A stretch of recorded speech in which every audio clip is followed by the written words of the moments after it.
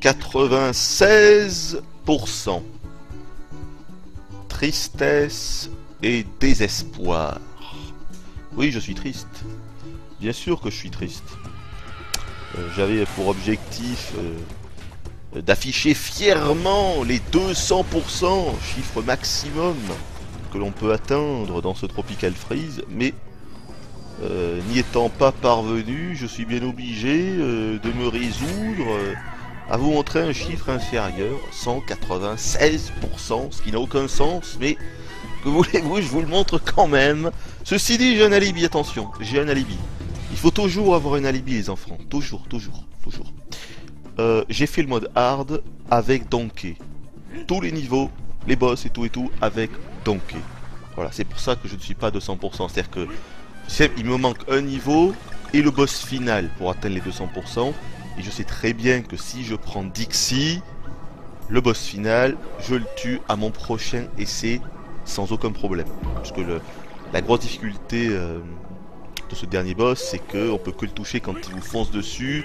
Et qu'il fonce pas, enfin surtout lors de sa troisième phase, quoi. Il vous fonce dessus quand même très rapidement. Et quand vous êtes avec Donkey, que vous pouvez pas vraiment jauger votre saut. Et le problème c'est que si on saute un petit peu trop tôt, on se prend ses cordes. Même si on saute sur son cou, on se prend ses cornes et on crève.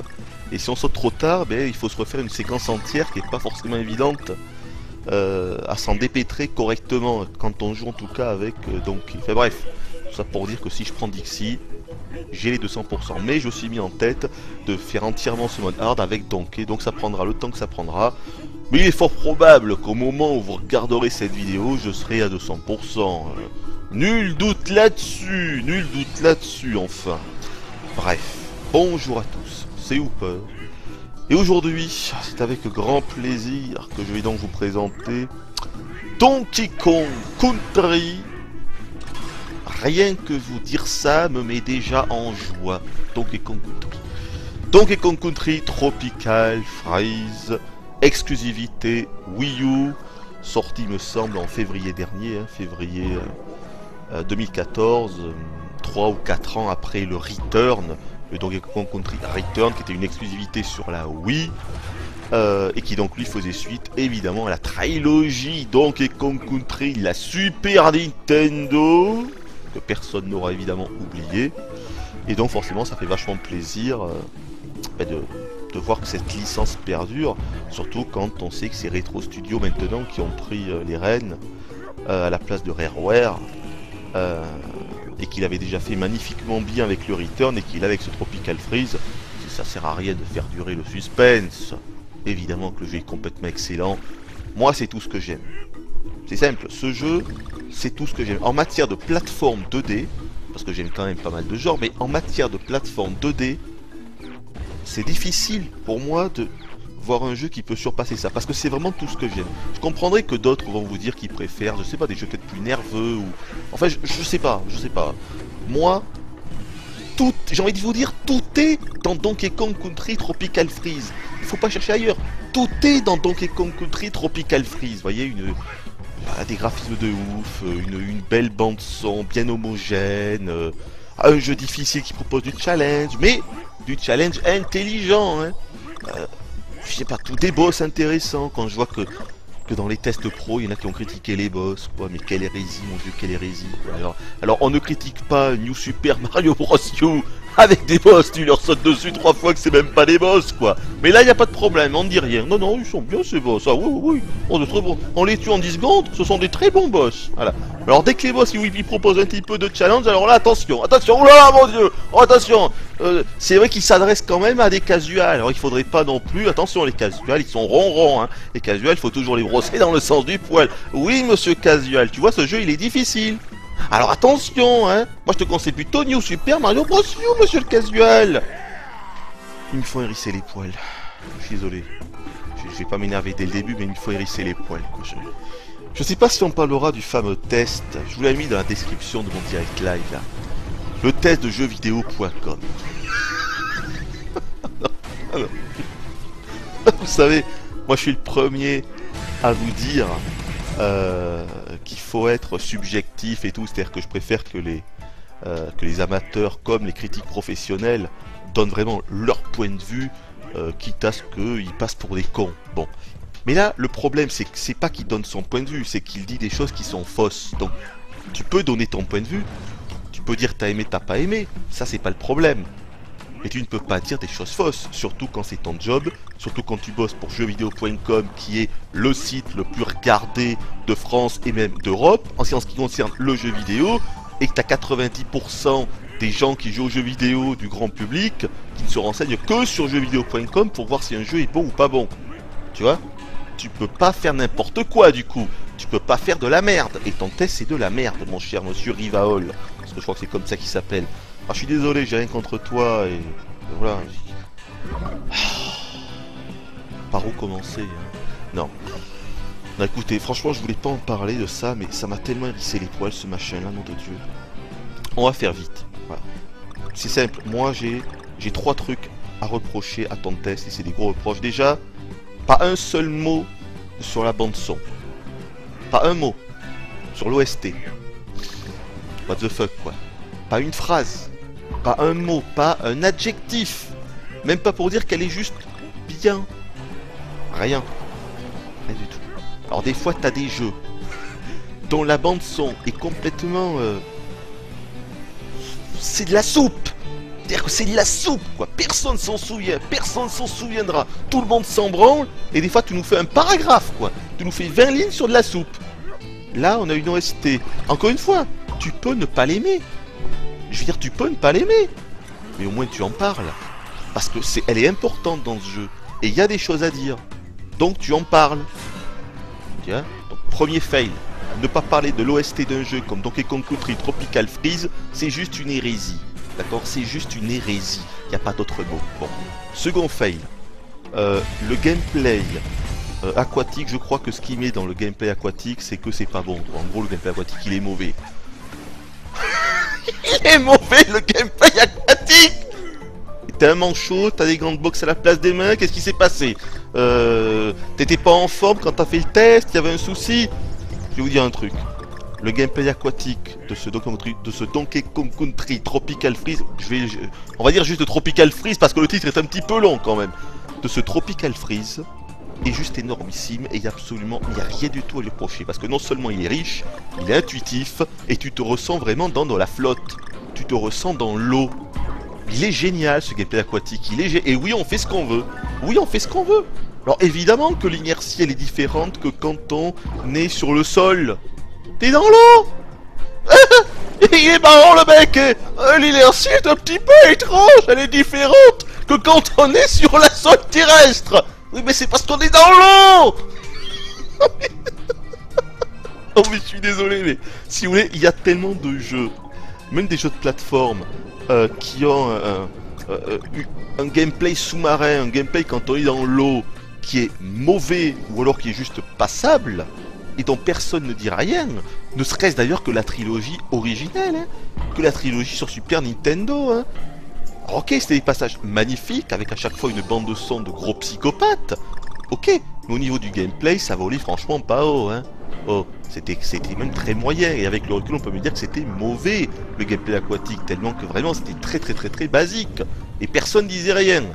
Là on a vraiment un gameplay de fou furieux. Voilà, il faut jouer au jeu pour s'en rendre compte. Alors oui, il faut quelques minutes pour s'y adapter, ça je veux bien, mais tu peux pas dire que c'est mauvais et tu peux pas dire que l'inertie elle est bizarre ou je sais pas quoi. Mais ça c'est une ineptie ça.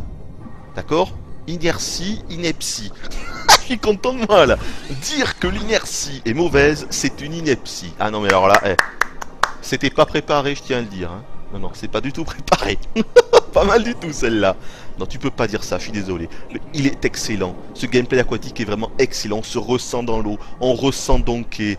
En plus de ça, il y a plein de mouvements différents. Tu peux nager de plusieurs façons différentes. En fonction de qui tu auras avec toi, Dixie, Cranky ou Didi, tu auras accès à une espèce de nage encore une fois différente en fonction du personnage que tu auras. What the fuck? Et ça fonctionne très bien pour les trois. Et le mec il vient nous dire que c'est pas bon quoi. Alors c'est juste les meilleurs niveaux du jeu. Le monde 4, qui est donc dédié au monde aquatique, pour moi, ce sont les meilleurs stages. Bordel. Donc quoi, je suis en contradiction, alors totale. Mais totale avec ça, mais un truc de fou. Enfin voilà, on va pas y passer 1 heure. Mais dire que le gameplay aquatique, il est mauvais, 2 baffes dans la gueule.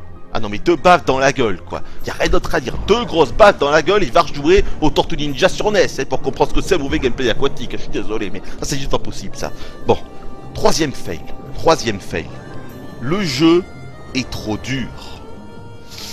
Bon alors là, on va pas jeter la pierre à ce cher monsieur Rivaol à jeuxvideo.com parce que là ils étaient tous en boucle avec ça. Je sais pas ce qui s'est passé, ils se sont tous mis d'accord. Sans doute que comme d'habitude les premiers tests US quelques jours avant avaient mentionné qu'il y avait trop de die and retry, que c'était trop difficile, alors attention, et donc d'un seul coup tout le monde évidemment. Quand c'est comme ça généralement, et vous verrez c'est quasiment toujours pareil, hop là ça fait un effet domino. C'est-à-dire qu'après tous les tests se suivent. Et c'est comme ça qu'on arrive à des aberrations. Bon mais là c'est un petit peu tout le monde, tous les tests pro, les critiques professionnels. Le challenge, donc ce jeu serait trop difficile. Alors écoutez, pour être honnête, moi je suis mort pas mal de fois, vraiment. Je suis mort, sans même parler du mode hard, que l'on débloque une fois qu'on a tout fait, qu'on a fini le jeu une première fois à 100%, ça j'en parlerai certainement un petit peu plus tard. Juste en faisant le jeu normalement, oui vous allez crever. Moi je suis mort, franchement, je sais pas, je peux pas vous dire, mais enfin, au moins une 50aine de morts je pense. Ah oui, peut-être même plus, hein. Peut-être même plus que ça, peut-être ouais, 70 morts peut-être, donc oui, vous allez crever. Mais c'est pas un problème, parce que le jeu est très bien construit, parce qu'il y a des checkpoints, et parce que franchement, 2 fois sur 3 quand vous crevez, vous vous apercevez bien que c'est de votre faute, et que c'est pas la faute du jeu, d'accord? Le seul truc qu'on peut reprocher à ce niveau-là, le niveau du challenge, que le jeu serait trop compliqué, trop complexe, c'est éventuellement vers la fin, dans les derniers niveaux, c'est vrai, qu'il y a parfois des plateformes qui vont s'affaisser, vous vous y attendez pas, vous crevez. Bon, vous devez recommencer 50 mètres plus tôt au dernier checkpoint. Mon Dieu, quelle catastrophe. Mon Dieu. Voilà, ce genre de choses, ça peut arriver, oui. Ça va vous faire rager, oui, un petit peu. Mais vous pouvez pas, c'est pas parce que ça vous arrive 5 ou 6 fois vers la fin que vous devez mettre ça en défaut et abaisser la note. Ça, c'est de la connerie pure. C'est de la connerie pure. Non, ce jeu n'est pas trop dur. Oui, il a une difficulté parfaitement calibrée. Voilà, ça je le dis, je le maintiens. Et maintenant je l'ai fait, non pas à 200%, mais à 196%, je peux le dire. Voilà, il y a des jeux qui sont bien plus difficiles que ça et je comprends pas, quoi. Du genre Super Meat Boy, voilà. Je pensais, juste avant de faire la vidéo, j'ai réfléchi comme ça, je disais quel jeu je pourrais leur parler pour leur faire comprendre qu'il est encore plus dur. Ben voilà, Super Meat Boy, tiens. Super Meat Boy, pour le finir à 100%, c'est un truc de fou furieux. Ça, c'est vraiment un jeu pour hardcore gamer. Finir Super Meat Boy avec les niveaux de Bandage Girl et tout, hein. Là, franchement, c'est vraiment hardcore. Et le mot, c'est hardcore. Tropical Freeze, ce n'est pas hardcore. À aucun moment. Et j'en suis l'exemple flagrant, puisque vous me connaissez depuis tout ce temps. Vous savez que j'ai pas un skill de ouf. Loin de là. Très loin de là. Et pourtant, je suis arrivé au 196%. Ça veut tout dire. Ça veut tout dire. Voilà, Super Meat Boy, je l'ai pas fini à 100%. Je sais que je n'ai pas la capacité, j'ai pas le skill adéquat pour le finir à 100% ce jeu. Pas possible pour moi. Impossible. Tropical Freeze, si. Pourtant, Super Meat Boy, on dit pas qu'il est trop dur. What the fuck. Mais il y a des trucs comme ça, ce sont des aberrations. C'est des aberrations du système de critique vidéoludique, quoi. C'est l'effet domino. Voilà. Donc voilà, je voulais parler de ça. Et également, bon, le quatrième fail, on pourrait dire, mais là encore une fois, c'est pas que jv.com, c'est qu'on se rend compte que les critiques pro, vu qu'ils doivent à chaque fois évidemment rusher leurs tests parce qu'ils ont une date butoir, ils peuvent pas tester le jeu, ils peuvent pas prendre un mois évidemment pour tester leur jeu. Non, il faut toujours qu'ils ont que genre 48 heures pour le tester et puis c'est tout. Donc ils peuvent pas le finir à 100% et là en l'occurrence à 200% pour ce Tropical Freeze. Et donc il y a des erreurs dans le test, par exemple, de nous dire qu'on ne peut pas jouer avec les comment dire, les autres Kong, donc hors Donkey, à savoir Didi, Dixie, Cranky, seul. Mais en fait, s'il avait fini à 100%, il le saurait, parce qu'après on débloque un nouveau mode dans lequel on peut effectivement jouer avec Didi, Cranky ou Dixie seul, sans Donkey avec. Donc on peut mais il fallait finir le jeu complètement, ça pour le savoir, vous voyez. Et ça, c'est encore une fois, je critique pas JV.com là, mais c'est le système actuel, quoi, voilà, et encore une fois, on arrive à des aberrations, mais ça a toujours existé. Il y a 20 ans dans les magazines, c'était la même chose. Quand tu vois les screens de jeux que les mecs prenaient, que tu vois dans les pages du magazine, que ça date que des 2 ou des 3 premières heures de jeu, alors que le mec il devait te tester à la base un RPG qui demande 50 heures, et qu'il a fait 3 heures, tu te dis mais what the fuck, quoi, le mec il nous fait un test avec ça alors qu'il va jouer 2 heures à ce RPG. C'est du foutage de gueule monumental. Bon, ça a toujours existé. Donc c'est pas... Enfin voilà, donc petit coup de gueule. Bon, je voulais le passer, pas forcément au début, mais écoutez, voilà, ça s'est goupillé comme ça. Moi j'ai rien du tout contre... Ne croyez pas que j'ai quelque chose contre JV.com, loin de là. Je parle du site en règle générale. Pour moi c'est un site tout à fait respectable. Il y en a d'autres à côté qui le sont beaucoup moins, hein. Donc un qui commence par un G que je ne nommerai pas. Alors, il y en a 2 qui commencent par un G, mais bon, bon, j'imagine que vous savez quand même lequel je parle, hein, parce que G-A, voilà. Donc JV.com, tout à fait respectable, se sont bien améliorés, je trouve, depuis quelques années, parce que au début des années 2000, il y avait des gros problèmes sur ce site, et moi, je trouve qu'ils ont réussi à rectifier le tir, il y a des bons trucs et tout. Voilà, pour moi c'est bien, c'est pas parce que c'est très populaire et tout qu'il faut toujours dire que c'est mauvais. Non, JV.com, franchement, ils sont vraiment bien améliorés. Enfin, en tout cas, c'est mon point de vue. Enfin bref, on n'est pas là pour parler pour ça. Donc, Tropical Freeze, j'ai pas mal de trucs à vous dire, et j'ai pas envie que la vidéo dure des plombes, donc on va faire très vite. Point fort, point faible, tout ça. Donc déjà, vous l'avez compris, il s'agit d'un jeu de plateforme. Non, sans déconner, je croyais que c'était un jeu d'échecs, dis donc. C'est de la plateforme 2D dans la veine du Return. C'est la même chose. Vous savez, je vous ai déjà fait des vidéos de la trilogie sur Super NES. Je vous ai fait des vidéos du Return. Un direct live, un défi, une review. Et je vous ai encore fait un direct live et un défi de ce Tropical Freeze. Donc si vous voulez du gameplay ou juste savoir comment ça se passe, allez juste voir ces vidéos, vous allez tout comprendre. Bon. Pour rentrer vraiment dans le vif du sujet, dans ce Tropical Freeze, nous avons 6 îles, donc 6 mondes, donc 6 thématiques. Thématiques environnementales. Dans chacun de ces mondes, on a grosso modo entre 8 et 10 niveaux. Vous avez toujours 2 niveaux cachés également. Ça, c'est une nouveauté, parce que ce sont des niveaux cachés qui se débloquent avec une sortie secrète dans l'un des niveaux normaux. Ça, c'est important. Et on ne sait jamais d'ailleurs... Enfin, en fait, c'est un secret. Hein. Il faut trouver le passage secret qui mène à la sortie secrète, en réalité. Comme dans Mario World. C'est un petit peu le même système. Et donc on arrive là, on est face à une espèce de vortex, et donc ça va nous débloquer un nouveau niveau caché. Ces niveaux-là sont importants parce que au départ, enfin, au premier abord, a priori, on pourrait se dire bon, ces niveaux cachés, ils sont peut-être pas très inspirés, ou alors c'est des redites, et en fait pas du tout. Ces niveaux cachés, ce sont vraiment des vrais niveaux, c'est-à-dire ce sont des gros niveaux, des niveaux qui sont longs, qui ont encore une fois une thématique unique, spéciale, c'est-à-dire qu'ils n'ont pas du tout été bâclés. C'est ça le truc, vous voyez? C'est-à-dire que Retro Studio ne prend pas ses clients pour des abrutis, ne prend pas ses clients pour des cons, parce qu'il y en a, ils te mettraient des niveaux cachés, mais ce seraient des niveaux un petit peu en deçà du reste, tu vois, parce qu'ils sont cachés, donc ils savent très bien qu'il y a une minorité de ceux qui vont acquérir le jeu, qui vont vraiment essayer de les trouver, puis de les faire et tout, donc ils s'en foutent un petit peu, sauf que non, ce sont vraiment des vrais niveaux, exactement comme les autres, ni plus ni moins, mais ils ont vraiment leur place, et c'est une petite trouvaille qui est plutôt sympa. Attention, pour découvrir certaines de ces sorties secrètes, vous devrez parfois utiliser une compétence spéciale d'un Kong. Par exemple, pour la sortie secrète du monde aquatique, vous êtes obligé d'avoir Dixie. Hein, parce qu'elle a un pouvoir quand on est dans l'eau avec sa queue de cheval, elle fait une espèce d'hélice qui permet d'aller plus vite que la nage normale de Donkey, et ce qui permet de passer un passage où on a en fait un contre-courant. Vous voyez, donc Donkey ne peut pas passer. Donc il faut avoir Dixie à ce moment-là, sinon vous êtes foutu. Donc voilà, c'est des trucs comme ça, il faut savoir. Pareil d'ailleurs pour les pièces de puzzle, même si la grosse majorité est récupérable avec Donkey seul, il y en a quelques-unes où vous devrez avoir l'aide d'un de vos potes. Hein. Sinon, elles sont quasi impossibles à récupérer. Mais il y en a très peu. C'est une poignée de pièces de puzzle. La plupart sont accessibles avec Donkey quand même. Donc, pas de panique. D'ailleurs, Squax est toujours là, hein, achetable chez Funky Kong.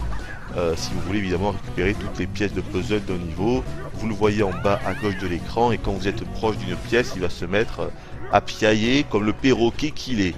C'est une bonne idée plutôt sympa, sachant qu'il y a quand même des pièces de puzzle qui sont assez bien planquées. Squax nous est d'une aide bien appréciable, on va dire. Dans les niveaux, vous avez également des boss. Dans chaque monde, hein, dans chaque île aura son boss associé. Les boss, je pense qu'on en reparlera un petit peu plus tard parce qu'il y a des choses à dire. Et évidemment, les fameux temples K. Ça, je vais pas trop vous en parler parce que vous les avez tous vus dans ma vidéo défi. Il se débloque une fois que vous aurez récupéré toutes les lettres Kong dans chaque monde. Et donc, une fois que vous avez tout fait, il y a le fameux 7ème monde, la 7ème île qui se débloque. Et ça, vous l'avez encore une fois vu. Là, en fait, je suis en train de vous spoiler ma vidéo défi, mais c'est pas grave. Vous l'avez vu dans ma vidéo défi. Il y a 3 stages pour la 7ème île. Ouais, bon. Ils sont pas forcément... C'est pas les meilleurs niveaux. Bon, ils sont sympas, mais c'est pas quand même les meilleurs niveaux. Et puis, il n'y en a que 3. C'est énervant, hein. Dans le Return, il n'y avait qu'un seul stage pour le monde ultime. Là, il y en a 3. Putain, quel est le problème pour faire un véritable monde ultime, quoi, un véritable monde caché? Je sais pas, ils arrivent pas. Un véritable monde caché, c'est quoi? Ben, c'est entre 8 et 10 niveaux, et puis c'est un nouveau boss final à la fin, hein. Voilà ce que j'appelle un monde réussi, comme il y avait dans Donkey Kong Country 2 et 3. Vous aviez 2 boss, hein. Eh oui, le boss normal, et puis le boss ultime que vous aviez une fois que vous avez tout récupéré, le monde ultime et tout, il y avait un nouveau boss. Là, c'est énervant, il n'y a pas du tout de nouveau boss, hein. Le boss final, qui est d'ailleurs très moyen, ben, c'est un boss... disons qu'il n'y a rien qui va se débloquer en plus, quoi. Un petit peu dommage. Donc, la spécificité de Tropical Freeze, c'est que vous n'avez pas uniquement Donkey Kong, mais vous avez Donkey Kong plus, au choix, Diddy, Dixie ou Cranky. Ce qu'il faut comprendre, c'est que quand vous ferez le jeu la première fois, vous dirigerez forcément Donkey Kong dans tous les niveaux, mais il y aura les fameux tonneaux disponibles, et en fonction du moment où vous prendrez le baril, eh bien vous allez donc débloquer l'un des 3 acolytes de Donkey. Et évidemment, ils ont tous des particularités. Dixie, elle peut faire des sortes de double saut. C'est pas vraiment un double saut. En fait, elle fait un peu comme Yoshi. Vous voyez, un petit peu comme si Yoshi, quand il fait une sorte de double saut, c'est pas un double saut, c'est qu'il bat des ailes, ce qui permet, hop là, de grappiller quelques mètres de plus. Dixie, c'est exactement la même chose, sauf qu'évidemment, elle n'a pas d'ailes, elle se sert de sa couette, de sa queue de cheval. Vous l'avez compris, vous le savez. Diddy, il est toujours là avec son jetpack qui permet de rester en état stationnaire pendant genre 2 secondes. Très peu de temps. Et Cranky, dont Nintendo et Régis Fils-Aimé lui ont fait de la publicité, parce qu'à mon avis, ils n'avaient plus grand chose à dire pour faire parler du jeu. Donc ces petits se sont dit, ah j'ai une idée, on va rajouter Cranky. Bon, dans le jeu, il servira pas à grand chose, mais au moins ça nous permettra de faire un petit peu le buzz là, avec lui. Et donc du coup, Cranky, il n'est pas dans une boutique, à l'arrière d'un magasin, vous voyez, sur la world map pour nous dire des secrets ou nous vendre des trucs, comme ça pouvait être le cas avant. Non, cette fois-ci d'ailleurs, c'est Funky Kong. Mais donc, il est jouable, voilà. Et comme les autres, il se mettra sur le dos de Donkey, et lui, il pourra faire donc le fameux Pogo Stick, c'est-à-dire l'attaque de Picsou dans DuckTales, exactement la même chose, donc ce qui permet de faire ça quand on est sur des pics, des choses comme ça, chose qu'évidemment on ne pouvait pas faire avant. Donc ça c'est excellent, hein, c'est une très bonne idée, voilà, ça diversifie le gameplay, c'est génial. En plus de ça, on joue toujours avec Donkey, et moi, donc, pour moi un Donkey Kong ça se joue avec Donkey. C'est un peu étrange que je vous dise ça, puisque mon épisode préféré ça reste Donkey Kong Country 2, et il se trouve qu'il n'y a pas Donkey dans cet épisode, donc vous voyez c'est un peu bizarre. Mais c'est vrai qu'à choisir, je trouve qu'un Donkey Kong, ça se joue avec Donkey Kong, voilà, parce qu'il est lourd, parce qu'on le voit, il est massif, on sait ce qu'on fait, il y a son inertie, voilà, pour moi il y a Donkey et il y a les autres. J'ai rien contre les autres, mais voilà, Donkey Kong c'est Donkey Kong, voilà, et c'est pas Cranky Kong, c'est pas Dixie Kong, et c'est pas Diddy Kong. J'adore jouer avec Donkey, vous voyez, et c'est bien d'ailleurs pour ça que j'ai fait le mode hard entièrement avec Donkey, ça me faisait vraiment plaisir, quoi. Et aussi évidemment pour le challenge. Quoi qu'il en soit, le gameplay est absolument excellent. Vous pouvez absolument... On ne peut rien reprocher au gameplay de ce Tropical Freeze. Quand je dis rien, c'est rien. C'est pour ça que quand je lis dans les tests que l'inertie n'est pas bonne, je suis désolé, mais je vois rouge. Ça me met en boule, quoi. Ça me met vraiment en boule, ça m'énerve. Ça m'énerve parce que c'est des milliers, des dizaines de milliers de joueurs potentiels qui vont lire ce test et se dire ah, le gameplay il est pas si bien que ça. C'est du what the fuck en puissance, quoi. Mais en puissance, on peut lui reprocher des choses à ce jeu. On peut. Mais pas son gameplay, quoi. Lui reproche pas son gameplay. C'est le dernier truc que tu peux lui reprocher. Le mec il lui reproche son gameplay. Oh, faut se réveiller, quoi. Attends, bientôt il va reprocher le level design, tu vois. Non mais voilà, c'est de la connerie, c'est du bullshit. C'est du bullshit. Ce jeu a une précision dans le gameplay, c'est ça qui est tip top. Et une fois de plus, on s'en rend compte. Quand vous refaites le jeu en hard, vous finissez une première fois, vous finissez ensuite une seconde fois en récoltant comme d'hab toutes les pièces de puzzle et les lettres Kong. Je vais pas revenir sur ça, vous savez ce que c'est. Il y a 8 à 9 pièces à récupérer par niveau, plus les 4 lettres pour former le mot Kong. Quand vous aurez tout ça, vous pourrez vous dire que vous avez fini le jeu à 100%. Et là, le mode hard se débloque, dans lequel eh bien, vous allez pouvoir du coup choisir soit Donkey, mais seul par contre. Là, ce sera pas Donkey avec quelqu'un sur les épaules, c'est Donkey seul. Et également, donc, soit Diddy, Dixie, Cranky, au choix. Mais donc, la particularité, c'est... Et donc, vous refaire le jeu entièrement, hein, vous refaire tous les niveaux. Mais pas en mode miroir, d'ailleurs, cette fois, c'est un petit peu bizarre. Dans le Return, c'était du coup de la droite vers la gauche. Ils avaient inversé les niveaux, comme dans les derniers Mario Kart, où ils inversent les circuits. Là, ils l'ont pas fait. Il n'y a pas de mode miroir. Je sais pas pourquoi. C'est un peu bizarre. Mais en tout cas, vous ferez tous les niveaux de la même façon, donc de la gauche vers la droite. Mais vous n'aurez qu'un seul cœur. Ça veut dire que c'est la mort subite. Il n'y aura pas de checkpoint. Attention, alors que quand vous êtes en mode normal, vous avez au moins 2 ou 3. Généralement, je crois qu'il y en a 3. 3 checkpoints par niveau, donc c'est beaucoup. Donc attention. Et puis, évidemment, vous ne pouvez pas utiliser des items, pas de tonneau ni rien. Donc voilà. Vous avez un personnage seul, vous pouvez pas vous faire toucher, vous n'avez pas de checkpoint. Et c'est là que vous comprenez la maîtrise, la richesse, la précision du gameplay. Tout comme dans le Return, j'ai vraiment adoré ça. Ce qui veut pas dire que j'ai pas aimé quand j'ai fait le jeu la première fois normalement, donc en ayant Donkey, mais aussi Diddy, Dixie ou Cranky.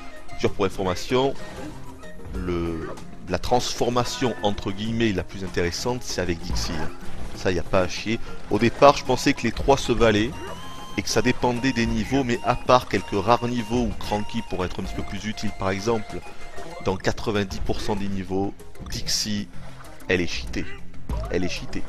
Parce que pouvoir comme ça, hop, la planer un petit peu plus, une espèce d'élan de quelques mètres, franchement, ça change le gameplay, ça facilite grandement les choses, surtout quand son pouvoir spécial à elle, c'est également le meilleur. Quand vous récoltez 100 bananes, vous appuyez sur les 2 gâchettes, elle va transformer tous les ennemis à l'écran en cœur jaune, ce qui fait qu'en fait, un cœur jaune, en fait, c'est simple, ça vous rajoute un point de vie.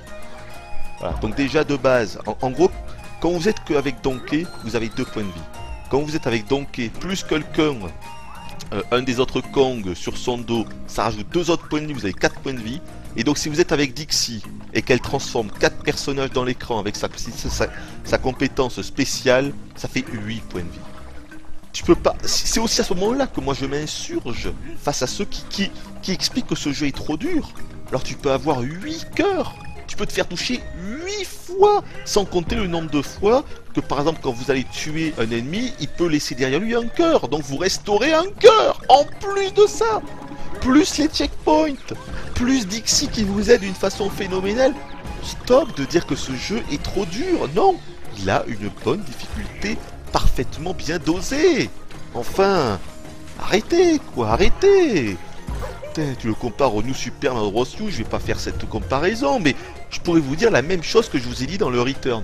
Dans le Return, je vous avais dit que, justement, ce Return, il humiliait, mais complètement, et sur tous les points possibles et imaginables, pas que sur la technique, hein, mais sur absolument tout, il humiliait le New Super Mario Bros de la Wii. Et bien là, c'est exactement la même chose, et peut-être même en pire. Peut-être même en pire. C'est la même chose. Tropical Freeze, il humilie le New Super Mario Bros. U. Ça se répète. L'histoire se répète, c'est la même chose. C'est exactement la même chose.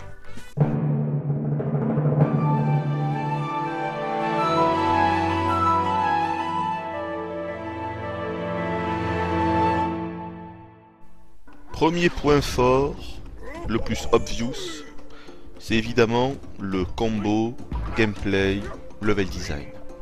Déjà quand vous avez l'un de ces deux critères qui réussit dans un jeu de plateforme, c'est que vous avez à moitié réussi votre pari de faire un très bon jeu. Quand les deux critères sont réunis, c'est que vous avez réussi. Même si à côté il peut y avoir des problèmes, si le gameplay et le level design est réussi, vous avez forcément réussi votre jeu de plateforme, il ne peut en être autrement. À côté de ça, si vous rajoutez une bande-son magistrale, des graphismes de ouf, des nouvelles idées dans tous les coins, et d'autres trucs encore, et bien là vous atteignez le summum. Est-ce qu'on y est dans Tropical Freeze? Nous le saurons à la fin de notre histoire. Donc, le gameplay et le level design, on va pas y passer la nuit. Vous le savez, vous l'avez compris, oui c'est génial. Pourquoi le gameplay est génial? Tout simplement parce que il est identique au Return, tout simplement, sans ses défauts. Voilà, le Return avait déjà réinventé le gameplay, la plateforme de la trilogie Super NES en l'améliorant. Je veux dire, il n'y a même pas de comparaison à faire. Moi je suis un grand fan de la trilogie Super NES, mais là, au niveau du gameplay, le Return et donc forcément le Tropical Freeze, puisqu'il en découle, l'explose mais complètement. Il n'y a même pas de comparaison à faire, hein. Sinon la pauvre trilogie Super Nintendo se fait déchirer, elle se fait laminer en 8. On ne peut pas comparer le gameplay. On peut comparer l'ambiance, tout ça, ça peut... Il y a du pour, il y a du contre dans les deux. Mais le gameplay, non, et même le level design d'ailleurs, le gameplay et le level design, vraiment, il n'y a pas de comparaison possible à faire. Le Return et le Tropical Freeze explosent la trilogie Super Nintendo. C'est ainsi. Et donc ce qui est top avec ce gameplay, c'est qu'il est à la fois simple, intuitif, et ça fonctionne du tonnerre. Un peu comme un Mario. Voilà. Un peu comme un Mario, c'est super basique, ou comme un Super Meat Boy, vous voyez, t'as un bouton pour sauter, après tu cours, et tout dépend de ta vitesse, et de l'inertie, de ton saut et tout. Et bien là, c'est la même chose. C'est la même chose. Alors oui, après il y a des mouvements différents, bien sûr, avec Dixie, Diddy, Cranky, tout ça. Mais tout ça, c'est du bonus. Tout ça, c'est du bonus, parce qu'il faut bien comprendre que le jeu est faisable à 100%, du moins 100% des niveaux sont faisables avec Donkey, je vous l'ai dit. Donkey seul. Et Donkey seul, qu'est-ce qu'il peut faire? À part avancer, donc courir, hein, donc il peut aller plus ou moins vite, courir, faire une roulade, sauter, et c'est tout.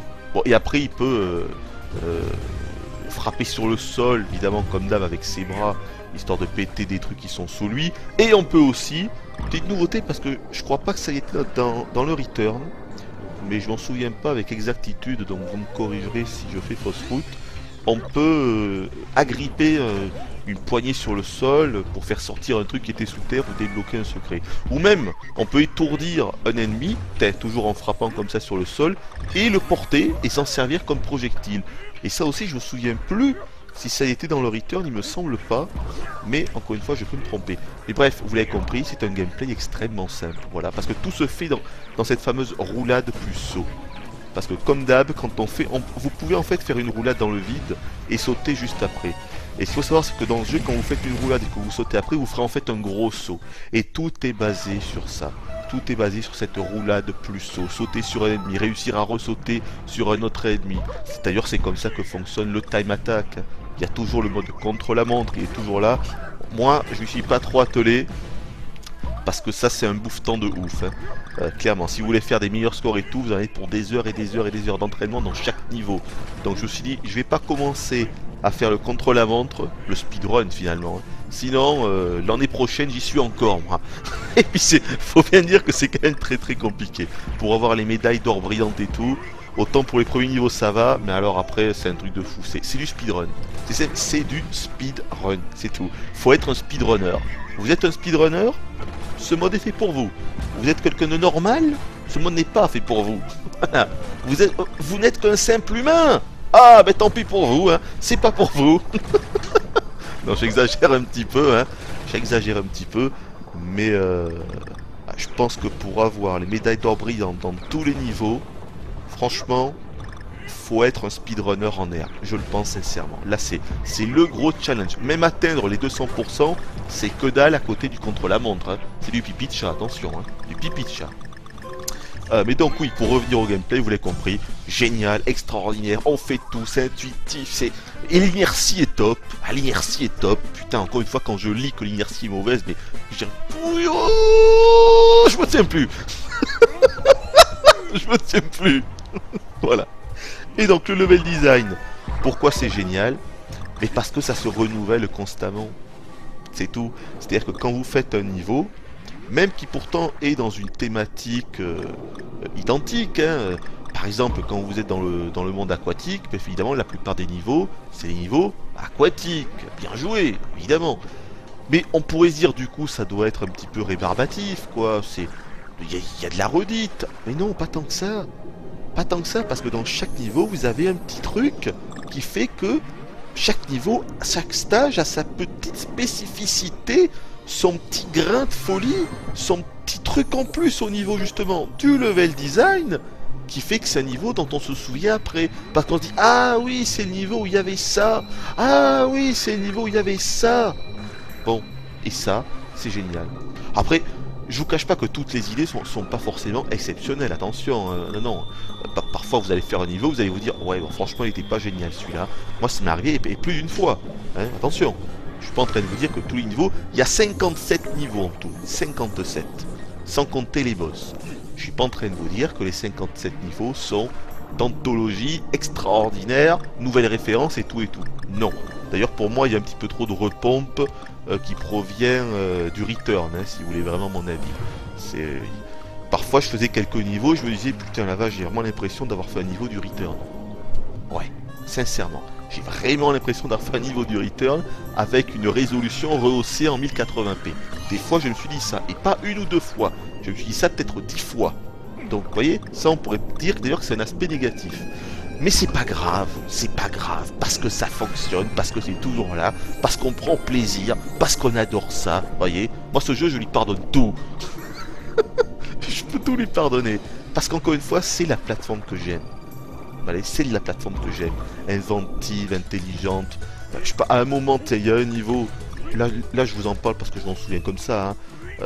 Vous avez des ennemis en arrière-plan qui vous balancent en fait des bombes, et vous devez prendre ces bombes et vous en servir pour vous frayer votre chemin, vous voyez, devant vous. Bon ben c'est con, ça a l'air simpliste comme ça, et c'est vrai c'est simpliste, mais c'est une bonne idée. Vous voyez, parce que ça fonctionne. C'est con hein, ça fonctionne, c'est une idée, fallait juste y penser. C'est une idée à la con, mais fallait y penser. Et du coup ben, le niveau ça devient un bon niveau, alors que sans ça, ça aurait été un niveau tout à fait basique, banal. Je vous en parlerai pas, mais avec ce coup des bombes qu'on doit ramasser et s'en servir, eh ben ça devient un bon niveau. Et la plupart des niveaux en fait c'est comme ça. De base c'est pas des niveaux exceptionnels, mais ils ont le petit truc qui fait que si, finalement, vous voyez ce que je veux dire? Voilà. Même si il y a un petit peu trop de redites. Par exemple, tu es dans le monde aquatique, ils nous ont refait le coup de la pieuvre. La pieuvre est back. Ah. Évidemment, elle était déjà disponible dans le return. Et d'ailleurs, pour tout vous dire, je dois bien avouer, j'ai préféré les niveaux avec la pieuvre qu'on avait dans le return. Là, j'ai pas trouvé ça superbement inspiré. Bon, la pieuvre qui essaie de nous attaquer un petit peu avec ses tentacules et tout, on avait déjà vu ça dans le return. Et c'était un petit peu mieux fichu, je trouve, dans le return. Vous voyez, donc, attention, hein, tout n'est pas rose, hein, tout n'est pas extraordinaire. Mais encore une fois, globalement, gameplay plus level design, combo de folie. Alors ensuite... second point fort, j'ai évidemment envie de parler de l'OST. Bon, je vais pas y passer la nuit. Je vais pas non plus vous faire écouter des morceaux. Au début, je m'étais dit, je dois absolument leur faire écouter celui-là, puis celui-là, puis celui-là. Le problème, c'est qu'au final, il y avait 10 morceaux que je voulais vous faire écouter, donc on va pas mettre 20 minutes, tu vois, ou 25 minutes sans que je parle et que vous écoutez. Non, jouez au jeu. C'est tout. Jouez au jeu ou allez écouter l'OST sur YouTube si ça vous tente. Mais vraiment, l'OST est vraiment de qualité. c'est indéniable. Indéniable. Donc David Wise est de retour. Ça, je vous l'avais dit dans le direct live.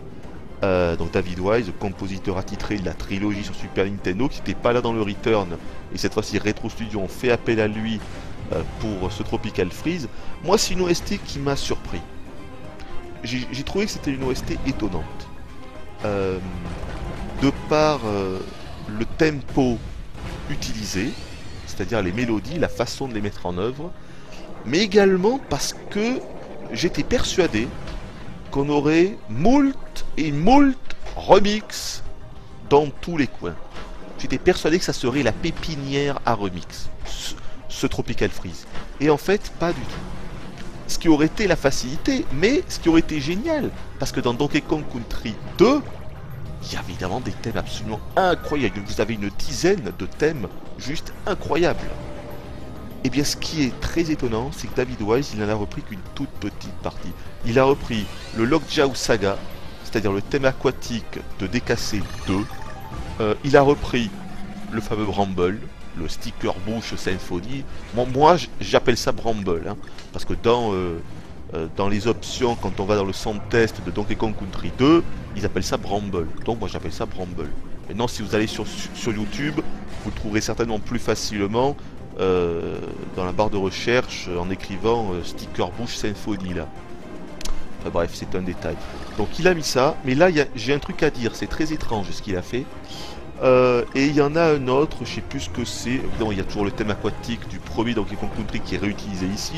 D'ailleurs, il est en double, c'est assez bizarre ce qu'il a fait. Mais en fait, c'est tout. C'est tout. Non, j'en oublie une, je sais plus ce que c'est. Il y en a une autre, je sais plus ce que c'est. Mais c'est tout. Voilà.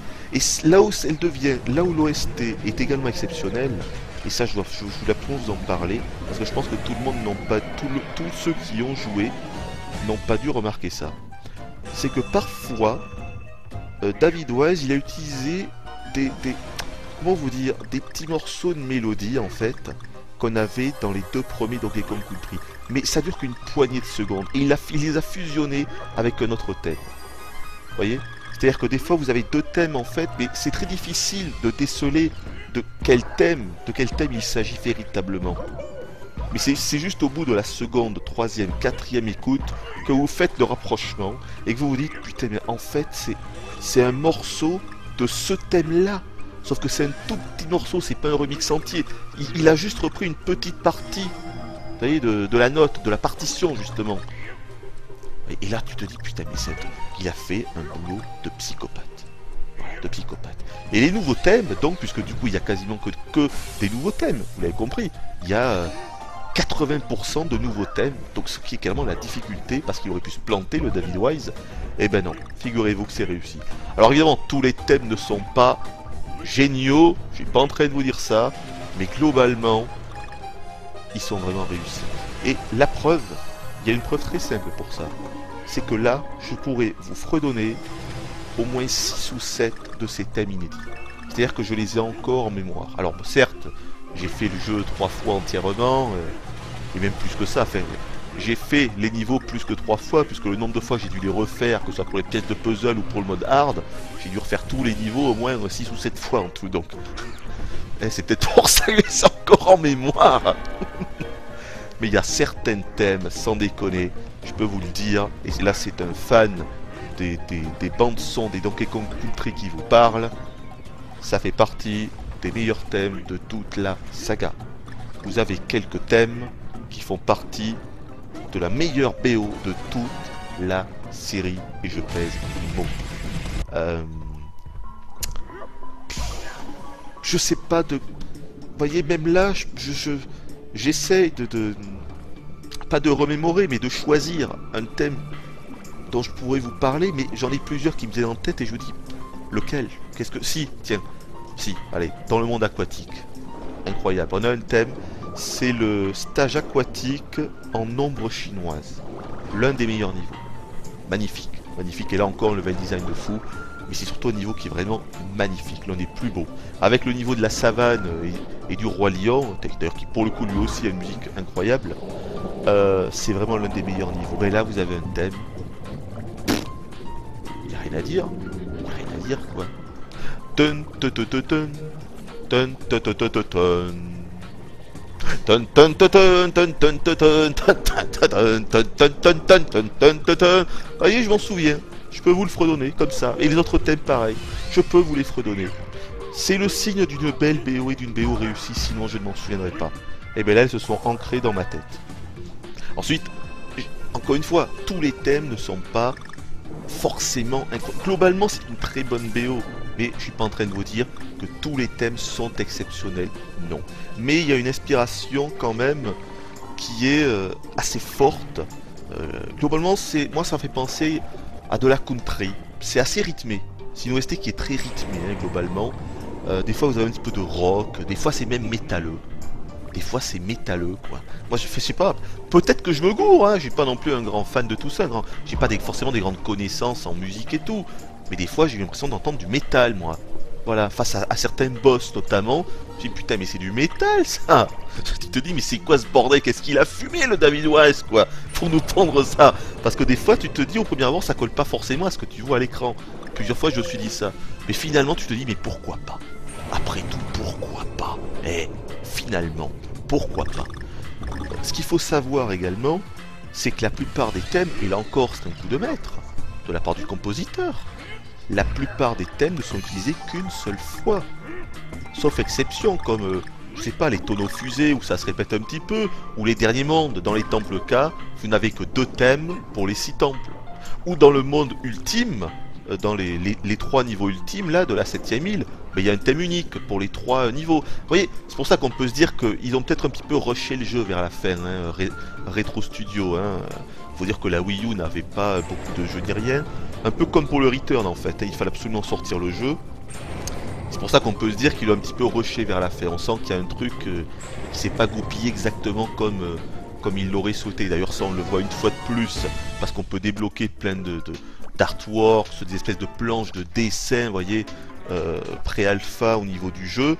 D'ailleurs je pense que là je vous les mettrai un petit peu à l'écran, et c'est là qu'on se rend compte, comme dans le Return, il nous avait déjà fait le coup, qu'il y a pas mal de trucs qu'on ne voit pas du tout.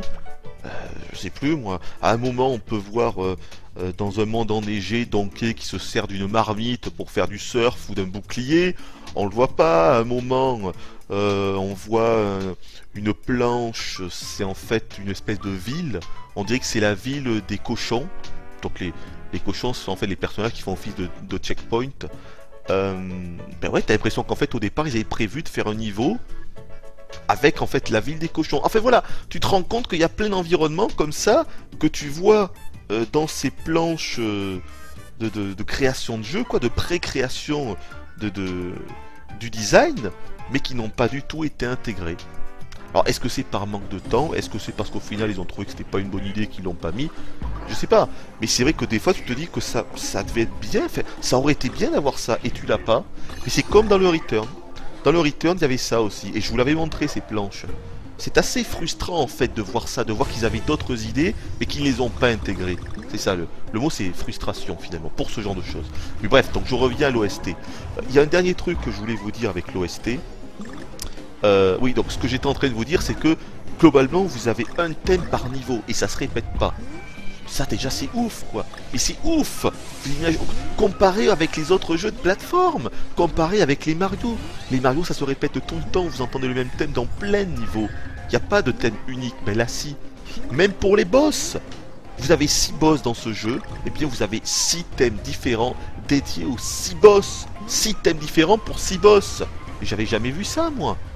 Et pareil pour les niveaux encore une fois, incroyable, l'OST entière fait plus de 4 heures. Plus de 4 heures d'OST pour 57 niveaux. C'est colossal. C'est une OST de RPG. C'est une OST d'un Final Fantasy qu'on a là, hein, au niveau de la durée, quoi. C'est colossal. C'est colossal, le David Wise, il a vraiment pas fait n'importe quoi. Mais justement, en vous parlant de n'importe quoi, je voudrais vous dire 2 choses que j'ai remarquées. Alors déjà, on a eu un bol de cocu dans le direct live quand je vous ai laissé écouter ce fameux sticker bouche symphonie. Décidément, j'ai vraiment du mal avec ce sticker bouche symphonie, j'aime pas ça. Moi, je dis Bramble. Avec ce Bramble, qui est donc mon thème préféré de toute la saga de Donkey Kong Country, et que l'on a pu entendre lors du direct live. Mais on a eu un bol de cocu de pouvoir l'entendre. Parce que non seulement c'est la seule fois dans tout le jeu qu'on l'entend, mais en plus de ça, ce niveau, en réalité c'est un niveau en tonneau fusé. Et il faut savoir que dès qu'on commence, dès qu'on allume le tonneau fusé, le thème change. On a le thème du tonneau fusé qui est différent. Est-ce que vous comprenez ce que ça veut dire? Ça veut dire que quelqu'un qui va jouer normalement ne va même pas entendre ce thème. N'entendra pas ce remix de Bramble. C'est complètement dingue. Quelqu'un qui va jouer normalement va traverser la première portion du niveau pour se rendre au tonneau fusé en moins de 10 secondes. Et n'entendra pas du tout ce thème qui pourtant dure 4 minutes. Ce thème dure 4 minutes, alors que dans le jeu, vous le passez en 10 secondes. Si vous voulez l'écouter, vous devez faire exactement ce que j'ai fait dans Direct Live, c'est-à-dire vous arrêter et écouter le thème. Rendez-vous compte la chance qu'on a eue. C'est une chance inouïe. Il y avait une chance sur un millier que ça se passe comme ça dans le Direct Live. Ce qui s'est passé est incroyable. Alors, quand j'ai fait le Direct Live, moi je me suis dit c'est normal, j'étais persuadé qu'on allait réentendre ce thème plus tard. Mais en fait non. Non, c'est-à-dire que j'ai scruté ce thème, je me suis dit quand est-ce qu'on va l'entendre. Et je continue les mondes, monde 4, monde 5, monde 6, et je l'entends pas. Et finalement je finis le jeu. Et là je me suis dit mais qu'est-ce que c'est que ça? En fait on l'entend pas du tout. Il était que dans ce niveau. Et là où c'est doublement incompréhensible, c'est qu'il faut savoir que donc ce thème Bramble qui était utilisé dans Donkey Kong Country 2, il était utilisé dans des niveaux où il y avait en fait des ronces, des espèces de racines épineuses énormes, voilà, des ronces géantes. Bon, des niveaux d'ailleurs qui étaient excellentissimes, hein, qui se passaient majoritairement en tonneau, avec une ambiance de gros psychopathe justement grâce à cette musique, à ce thème. Et ce qui est très étonnant, c'est que dans le jeu, vous avez également un niveau où il y a des ronces. Donc grosse référence évidemment au niveau dédié du même genre dans Donkey Kong Country 2, avec des grosses ronces, mais vous n'avez pas ce thème. Ils n'ont pas mis ce thème. C'est incompréhensible quand même. Et je n'ai pas de réponse. Hein. Ne me demandez pas pourquoi. J'ai aucune réponse. Aucune réponse. Pour moi, c'est incompréhensible. Et le pire, c'est que ça se répète. Par exemple, vous avez un autre niveau dans le jeu. Là, pareil, c'est une grosse référence à Donkey Kong Country 2. C'est en fait... D'ailleurs, c'est l'un des niveaux cachés. Donc, vous devez le débloquer via une sortie secrète. Attention. C'est un niveau, en fait, avec du miel. Voilà. Donc, on est en gros dans une ruche, comme dans Donkey Kong Country 2. On avait pareil, ce genre de niveau. Là, pareil, avec un thème qui était excellentissime. Hein. Le thème des ruches, là, avec les abeilles dans DKC2 était vraiment énorme. Et là, il a pas mis ce remix. Il a mis un autre thème, le David Wise. Il y a autre chose. Pourquoi? Et il n'y a pas justement ce remix qu'il aurait pu faire, provenant de Donkey Kong Country 2. Il n'y est pas du tout dans le jeu, il n'y est pas. Vous voyez? Ça, c'est incompréhensible. Alors, après, on peut essayer de réfléchir aux hypothèses. Première hypothèse, Retro Studio ont embauché David Wise pour faire l'OST. Ils lui ont dit un petit peu comme ça les thématiques. Ensuite, et c'est tout finalement. C'est-à-dire qu'en fait, le David Wise, il a fait ça de chez lui, tout ça, voilà, il s'est fait plaisir et tout. Après, il lui a randonné la musique, et c'est pas lui qui a décidé dans quel niveau allaient être les thèmes. Parce que le coup du Bramble, c'est réellement incompréhensible. Franchement, j'ai réfléchi, hein, mais je ne suis pas parvenu à trouver de raison à ça. Parce qu'il n'y a pas de raison. Il n'y a pas de raison. Surtout que le remix est réussi. Ce remix est réussi de Bramble. Et on l'entend 10 secondes si vous jouez normalement. Et il y a un niveau avec des ronces dans lequel il n'y est pas. C'est vraiment mais l'incompréhension à son paroxysme. Hein, si vous ajoutez à ça donc le niveau avec le miel, des bourdons, c'est vraiment la même chose quoi, des bourdons qui vous attaquent. Hein. Dans DKC2, c'était des abeilles qui vous attaquaient. Grosse référence. Et pareil, vous n'avez pas le thème. C'est très étonnant. Voilà, je voulais vous parler de ça. C'est une anecdote donc que j'ai décelée comme ça, mais je n'ai pas de réponse. Il faudrait interviewer David Wise pour lui demander est-ce que c'est lui qui a décidé d'inclure des thèmes comme ça? Est-ce qu'il n'est pas au courant? Qu'est-ce qui s'est passé? J'aimerais bien comprendre parce que c'est très très très étrange. Petit coup d'eau.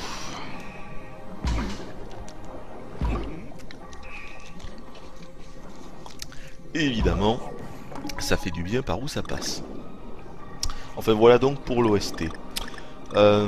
Autre grosse qualité pour ma part, le monde aquatique. Autrement dit, la 4e île. Vous le savez, dans le Return, il n'y avait pas du tout de monde sous-marin. C'était une petite déception.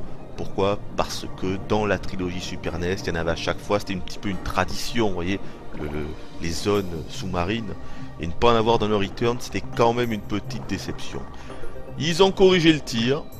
Ça fait plaisir. Mais voilà, monde aquatique, on sait jamais, les niveaux aquatiques, on sait jamais trop à quoi s'en tenir. Hein. On peut jamais savoir, est-ce que ça va vraiment être bien, est-ce que ça va être intéressant ou inutile. Le gameplay, l'inertie... Non, on ne reparlera pas de l'inertie, sinon ça risquerait de m'énerver.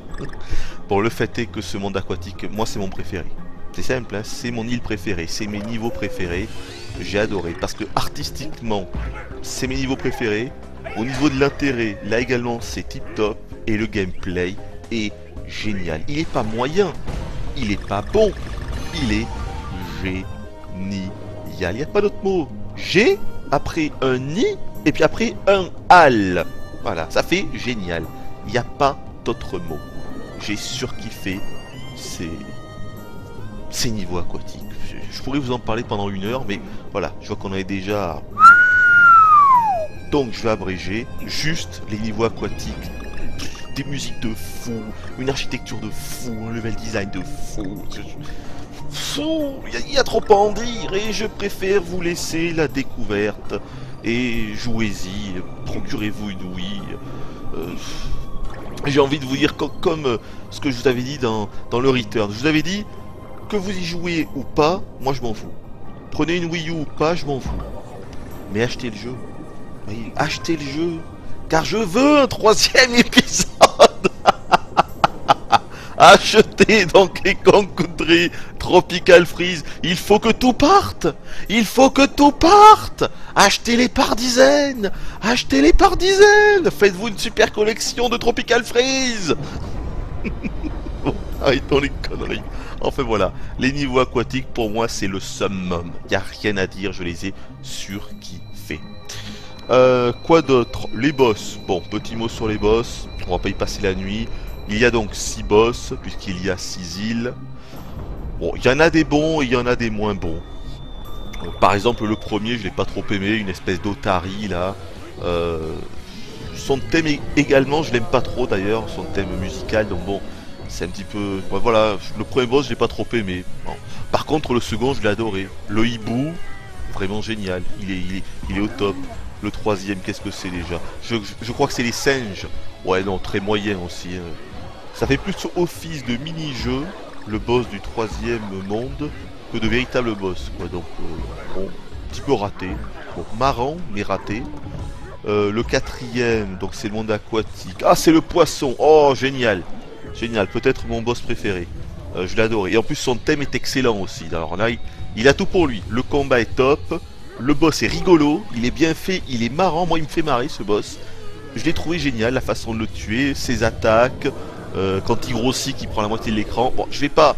Voilà, stop. Je ne vous le montrerai pas. Hein. Enfin, quoi que je dis ça, mais... Souvent, je vous dis que je ne vous montrerai pas les choses, et puis au final, je vous les montre. Mais... Non, je pense pas que je vais vous le montrer. J'ai envie de vous laisser la surprise de ce boss poisson. Mais c'est un bon gros poissonnet, comme dirait l'autre. J'ai adoré ce boss, vraiment génial. Le 5e... Ah, c'est l'ours polaire. Ah, il est ronron. Ah, il est ronron, l'ours polaire, je l'ai bien aimé aussi. Non, c'est un beau combat. Un bon combat, un beau combat. Et il est vachement bien fait, je trouve, cet ours polaire là, avec son petit museau, les petites oreilles et tout, il me fait marrer. J'ai bien aimé ce combat avec l'ours polaire.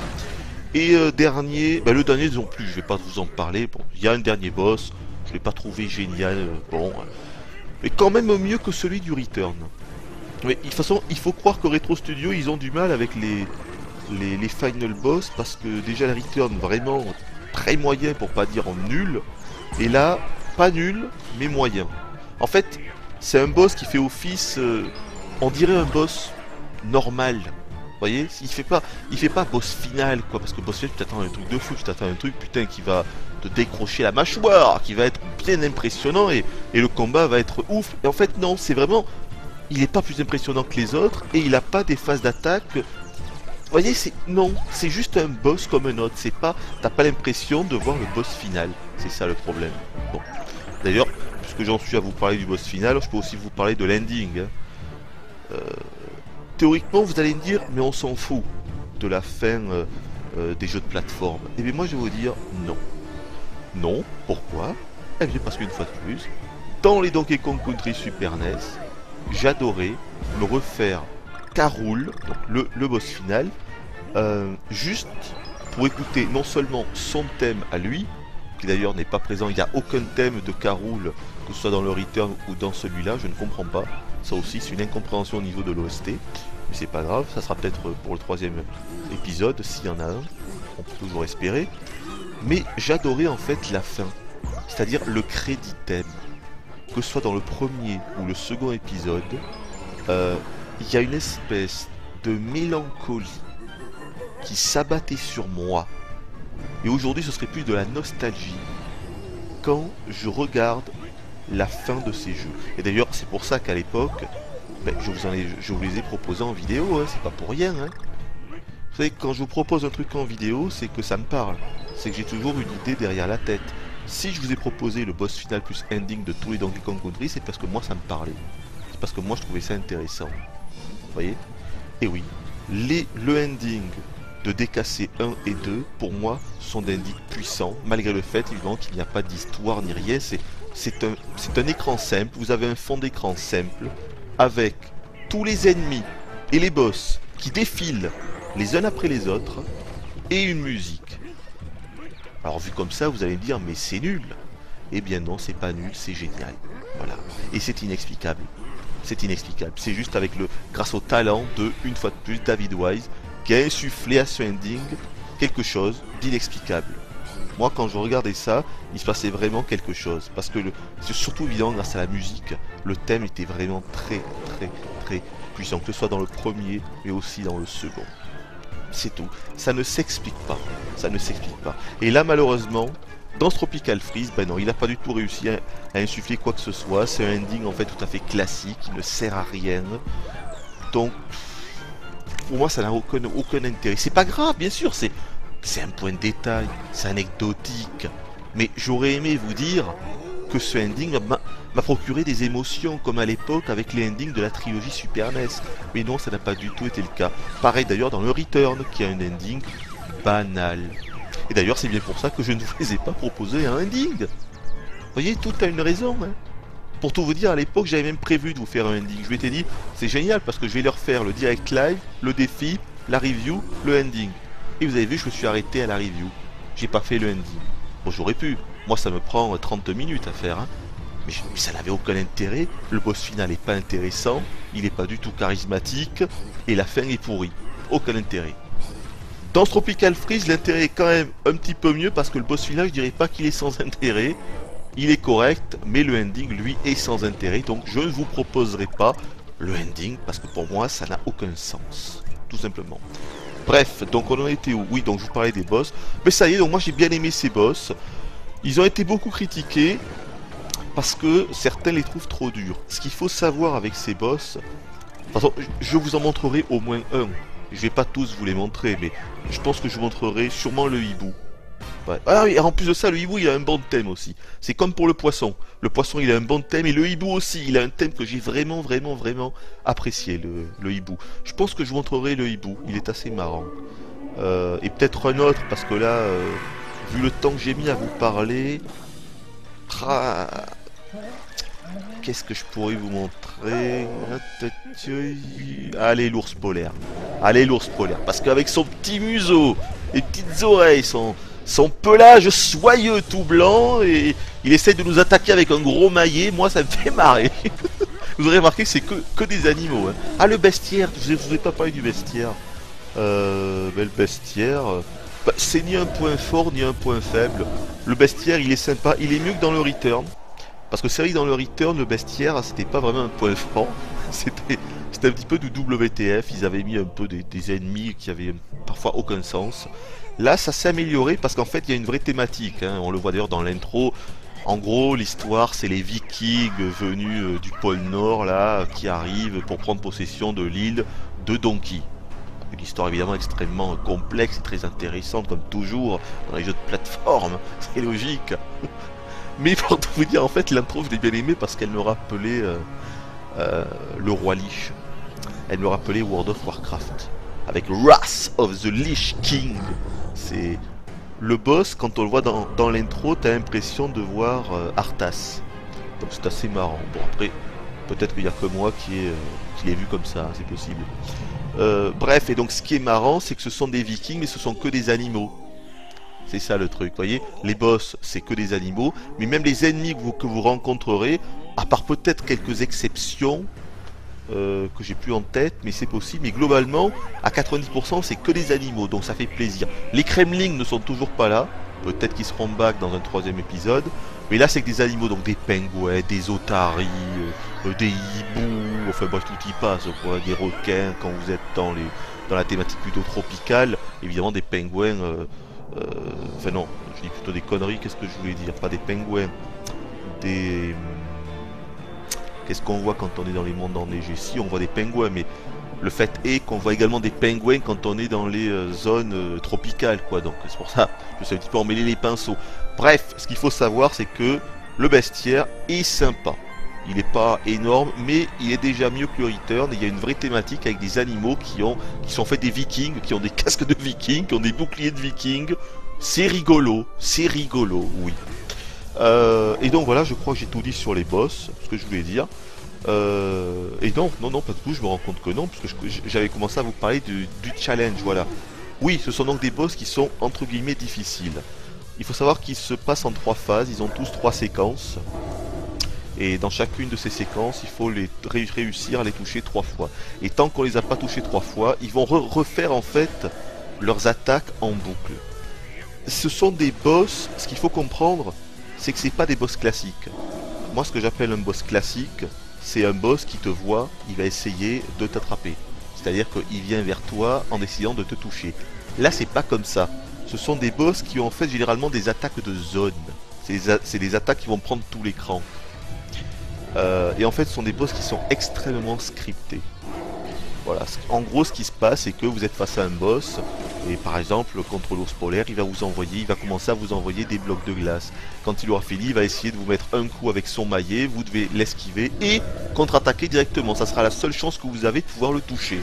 Ensuite, il va enchaîner avec une autre attaque, mais c'est pas une attaque qui va vraiment aller sur vous. C'est une attaque généralement, par exemple, qui viendra des airs. Vous voyez, il va faire tomber des trucs un peu partout.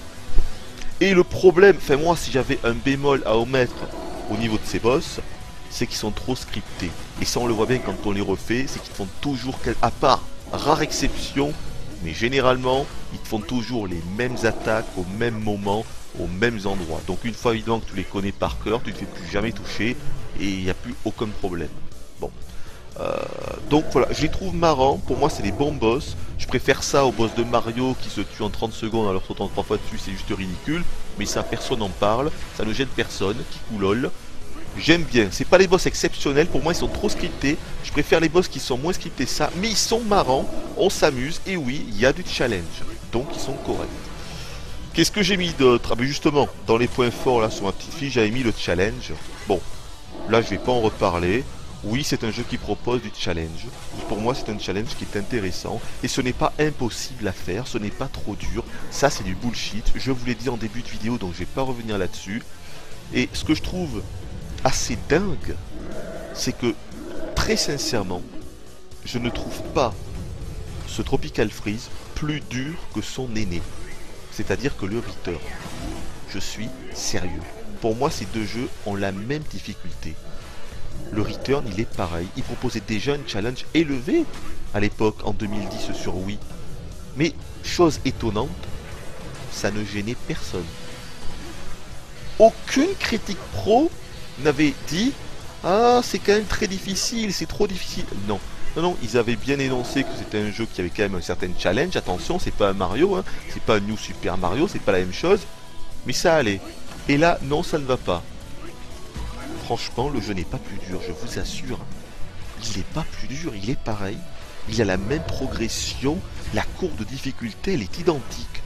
Je sais pas ce qu'ils ont fumé les critiques. Encore une fois, c'est l'effet domino. Ça a commencé avec quelques-uns haut placés, hygiène et compagnie, qui ont expliqué que le jeu avait trop de die and retry, et tous les autres ont suivi après. Franchement, ouais, c'est l'effet domino, c'est un truc de dingue. Donc très très bon challenge. En plus de ça, vous pouvez vous faire votre challenge.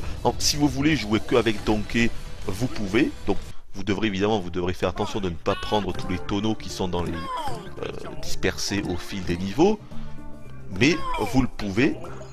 Si vous ne voulez utiliser aucun item que peut vous vendre Funky Kong, puisque lui vous vendra toujours des potions d'invincibilité, truc de fou furieux, et plein d'autres conneries, des ballons de vie, ou même des ballons qui vous permettent de tomber dans un trou mais de réapparaître, hein, vous l'avez vu dans la vidéo défi à la fin, là, j'en suis servi. C'était la première fois que je me servais de ces ballons. Je me suis jamais servi de la potion d'invincibilité par exemple. Enfin voilà, donc c'est pour ça, ça aussi, comment on peut dire que le jeu est trop dur alors que Funky Kong te vend des potions d'invincibilité? Attention les mecs, c'est trop dur. Bon, vous êtes invincible, mais c'est trop dur. Vous voyez ce que je veux dire? Je suis désolé, je suis un petit peu cynique là, un petit peu tout ça, mais putain, comment voulez-vous quoi? Ils m'ont tellement énervé. Ils m'ont tellement énervé. Je vais pas en reparler parce que sinon je vais encore me remettre en boule et ça c'est jamais bon. Et oui, donc et le challenge, oui, ben après évidemment vous l'avez compris, je vous l'ai déjà dit, quand vous finissez le jeu à 100%, le mode hard se débloque. Et là, si vous décidez de le faire qu'avec Donkey, ce que j'ai fait encore une fois, ouais, c'est vraiment vraiment sympa. C'est là que vous comprenez, waouh, c'est là que vous voyez la maîtrise qu'a Retro Studio sur ce genre de jeu de plateforme, parce que tout a été fait pour être réalisé uniquement avec Donkey. Mais vous pouvez également le faire avec les autres, et putain, quand tu vois ça, moi je suis en admiration en fait, vous voyez, devant ce genre de choses, devant le level design, quoi. Je me dis putain, la vache, quoi, le temps qu'ils ont mis à faire ça, à réussir à concevoir ça, ça t'explose en fait, quand tu fais ça, ça t'explose. Tu t'en rends pas compte que la première fois que tu fais le jeu, et quand tu le refais en mode hard, ça t'explose aux yeux, le fait que tu peux aller extrêmement vite en sautant sur tous les ennemis. Ça t'explose à quel point la maîtrise ils ont fait, la richesse du gameplay.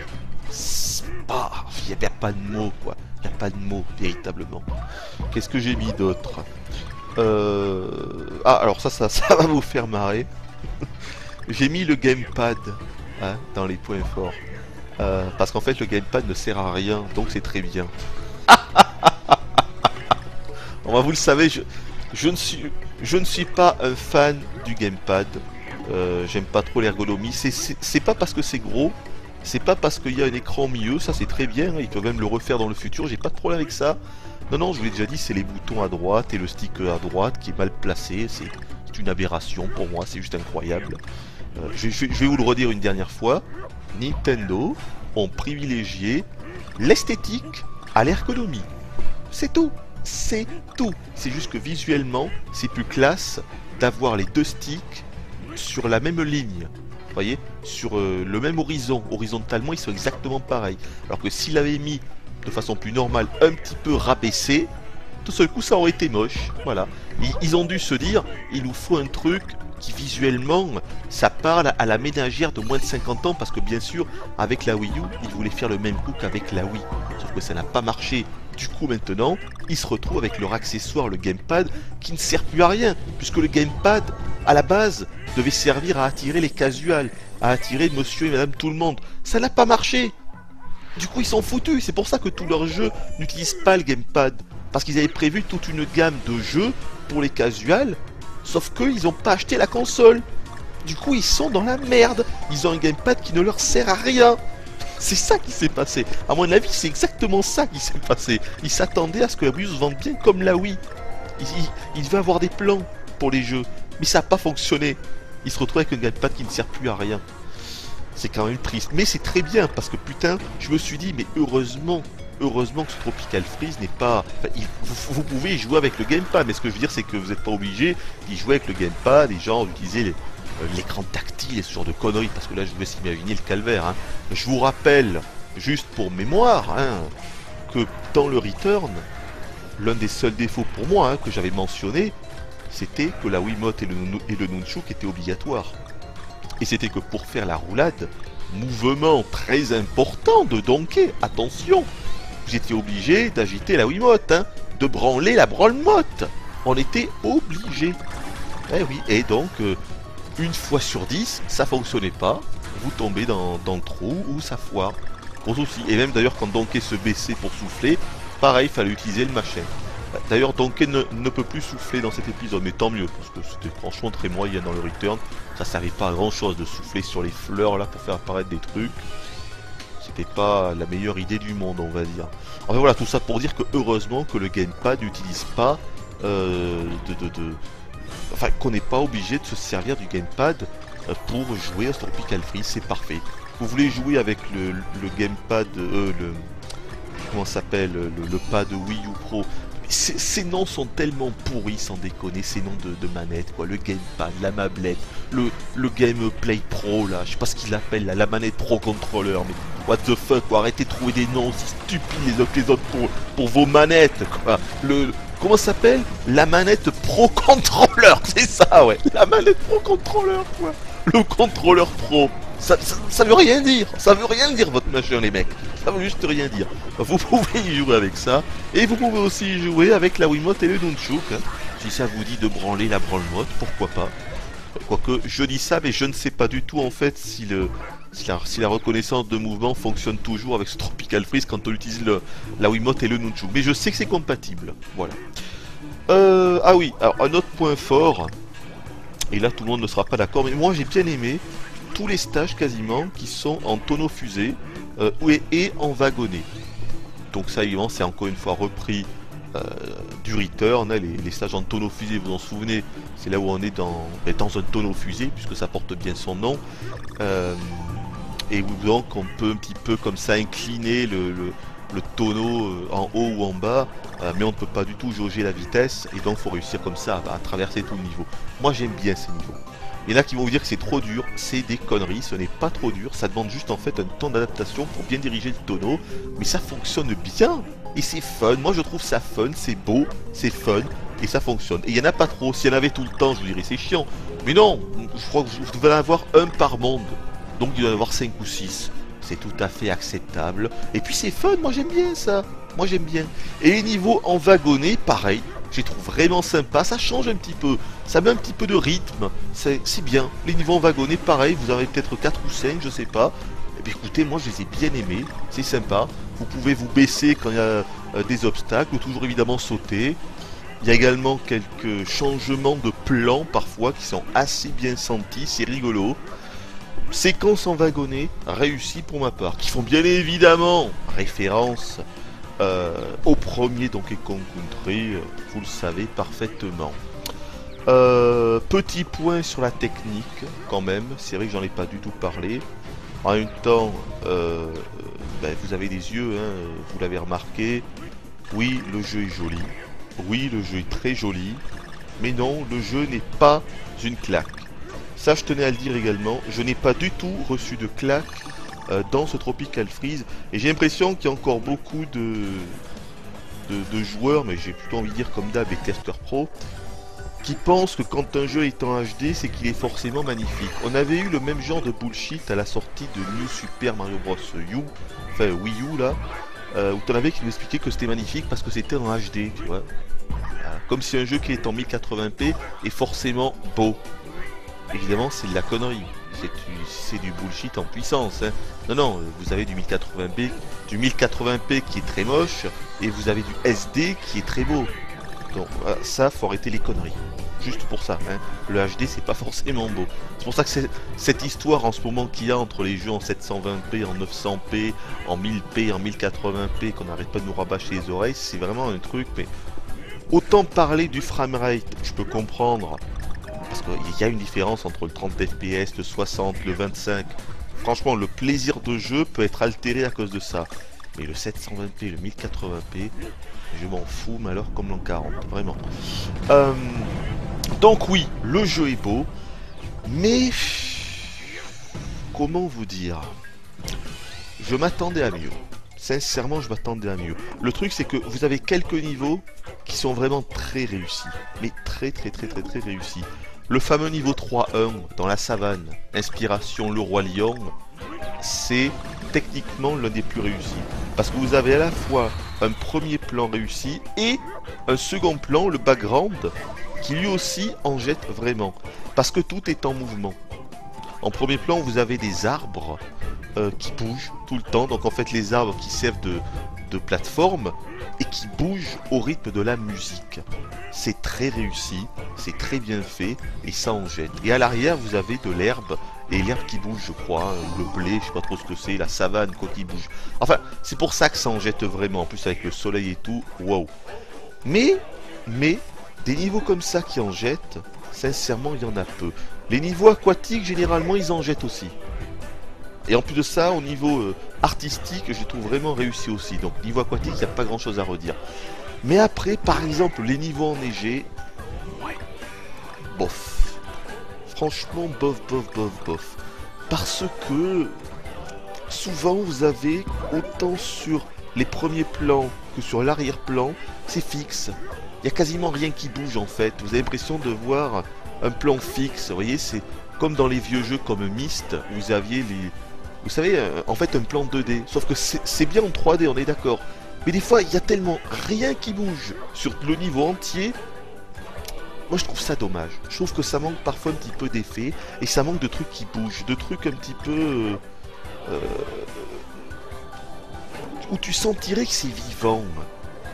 Regardez dans le Return. Le Return, dans l'un des premiers niveaux, à un moment, on a un espèce de bateau volant qui apparaît en fond. Incroyable, magnifique. D'ailleurs je crois bien que c'est le premier niveau il me semble. Hein. Quand tu vois ça, franchement t'es bouche bée, tu te dis wow, ça annonce la couleur du jeu, tu vois, directement quoi, t'as compris à quoi t'avais affaire. Là, c'est pas le cas. C'est pas le cas, tu n'as pas ce genre de truc de fou. Voilà, je dis pas que le jeu est moche, attention, il est beau. Mais c'est vrai que j'en attendais plus, moi. Putain, on est sur Wii U, quoi. Je m'attendais à un truc de fou. Alors, bien sûr, c'est plus net que sur Wii. C'est beaucoup plus net, parce que ça, c'est dû à la HD. Ça, c'est le gros bénéfice de la HD. C'est moins flou, c'est plus net, bien sûr. Mais, bon, les trucs qui sont flous, moi, je m'en branle un petit peu. Vous savez, quand vous avez été élevé à coup de Nintendo 64, les jeux flous, ça va, vous connaissez. Je veux dire, c'est pas un problème. Oui, je suis légèrement déçu du côté technique de ce jeu. C'est vrai. Et puis, en plus de ça, ce qui vient compléter mon avis sur ça, c'est que parfois la thématique de certains mondes, j'ai trouvé qu'il y avait quand même un léger manque d'inspiration. Mais ça, je voulais en parler dans les points faibles. Donc, quoique je peux vous en parler maintenant, c'est pas non plus vraiment un gros point faible. Par exemple, le 5e monde, je trouve un petit peu raté. Cette histoire d'usine avec des fruits géants, c'est quand même super chelou et je trouve que c'est assez moche pour tout vous dire. J'ai pas du tout trouvé ça intéressant en fait. Voilà. Mais c'est pas le seul. Dans le premier, le tout premier monde également, bof, c'est la forêt, mais ça a pas trop de charme, je trouve. Je sais pas. Ça m'a pas, vous voyez, techniquement, vraiment, même le côté artistique, si on exclut quelques niveaux, comme les niveaux aquatiques, comme la savane, et 2 ou 3 autres qui sont également très bons, mais globalement, le jeu, pour moi, il manque de charme. Il y a quelque chose qui n'a pas opéré au niveau technique, esthétique, artistique. Je mets tout dans le même panier. Je sais pas. Je sais pas. Il y a un truc qui m'a pas vraiment convaincu là-dedans. Je suis certain qu'ils auraient pu mieux faire. Des fois, tu vois des arrière-plans qui sont presque anguleux, quoi. Je vous assure, des fois, tu vois un truc, tu te dis, mais c'est un polygone, quoi. Tu vois un polygone. Tu comprends pas, qu'est-ce que c'est que ça? Ils ont pas eu assez de temps. Voilà, mais parfois aussi, tu as d'autres niveaux qui sont plutôt très travaillés. Donc, ça souffle le chaud et le froid à ce niveau-là. Il y a des niveaux très bons et d'autres vraiment, mais est-ce que je vais oser le dire? Allez, j'ose le dire. Moche. Moche, j'ose le dire. Il y a des niveaux que j'ai trouvé moches. Autant techniquement que artistiquement. C'est vraiment dommage. C'est vraiment dommage. Mais ça, je voulais également en parler. Bon, je crois que là, on a tout dit pour les points forts. Ah, je vous ai pas parlé de Rambi. Ils ont pas envie de mettre d'autres montures que Rambi, qui se manie d'ailleurs de la même façon que dans le Return, hein, c'est la même chose. Hein. Vous pouvez donc toujours le chevaucher, vous pouvez le faire aller très vite, il va péter des blocs, il est quasiment invincible, hein, donc il peut aller sur les épines, il peut détruire n'importe quel ennemi. ça donne lieu à des phases assez sympas, on doit la voir 3 ou 4 fois dans le jeu, c'est rigolo, voilà, c'est rigolo. En fait, moi, ça me fait plus penser aux phases un petit peu en wagonnet ou en tonneau fusée, quoi. Tu vois, c'est les phases avec Rambi. C'est marrant. Et donc, c'est vrai que le fait qu'il n'y ait pas d'autres montures, on peut juste se poser la question, pourquoi? Au premier abord, on ne peut être que déçu, bien sûr. Et finalement, en réfléchissant un petit peu, ce que j'ai fait, je me suis dit que c'était pas si mal que ça. Parce que faut bien comprendre que le gameplay, et je vous l'ai dit tout à l'heure, il n'a plus rien à voir avec la trilogie de la Super NES. C'est beaucoup plus évolué, c'est beaucoup plus avancé. Si on prend encore une fois le gameplay aquatique, imaginons qu'ils aient mis l'espadon dont j'ai oublié le nom, en garde, voilà, en garde. Imaginons qu'ils incluent en garde. Ils auraient pu, ça c'est l'affaire de quelques jours de programmation, c'est pas quelque chose de compliqué à mettre en œuvre. Mais finalement, ça aurait abaissé le gameplay. Parce que quand vous êtes avec en garde, ben, à part nager normalement, évidemment se servir de son rostre pour perforer les ennemis, c'est tout. Vous voyez ce que je veux dire? Alors que le gameplay aquatique, juste quand vous dirigez Donkey, il est déjà plus évolué que si vous étiez avec en garde. Ça, il faut bien avoir conscience. Hein. Vous avez une attaque, par exemple, juste. Donkey, il peut attaquer, il fait une espèce de roulade sous l'eau, hein, entre autres. Vous voyez? Donc si on avait en garde, ben, ça aurait presque été négatif pour le jeu. Alors qu'à l'époque, c'était positif. Mais parce qu'à l'époque, le gameplay aquatique, il était, on va dire, il était très simpliste. Et donc avoir en garde, ça permettait d'avoir déjà une attaque sous l'eau. Chose qu'on n'avait pas avant, parce qu'avant on ne pouvait pas attaquer avec les Kong hein, sur la trilogie Super NES. Donc, vous voyez, quand on réfléchit un petit peu, on peut éventuellement comprendre pourquoi Retro Studio n'ont pas mis d'autres montures. D'ailleurs, pour tout vous dire, je pense que même Rambi, ils l'ont mis pour vraiment pour nous faire plaisir. Quoi, parce qu'ils se sont dit que, bon, ils l'avaient déjà mis dans le Return, ils se sont dit, si on ne le met pas, on va se faire engueuler, là, les mecs. Hein. Surtout qu'ils attendent vraiment les autres montures. Donc, ils se sont dit, on va le remettre, ça va leur faire plaisir, effectivement, ça fait plaisir, mais il n'y a rien d'autre. Mais c'est vrai que, imaginez avec l'autruche, non, c'est plus possible, ça a trop mal vieilli. Imaginez avec la grenouille, non, c'est impensable, impensable. Et regardez avec Cranky et sa canne, ben voilà, hein. En fait c'est la grenouille. Voyez, à chaque fois vous avez une réponse en réalité. Regardez le gameplay avec l'araignée. Bon, l'araignée qui à l'époque était ma monture préférée. Elle pouvait attaquer avec ses toiles et même tisser ses propres plateformes avec ses toiles. Juste génial. Sauf que là, le gameplay il est beaucoup plus rapide. C'est ça le truc.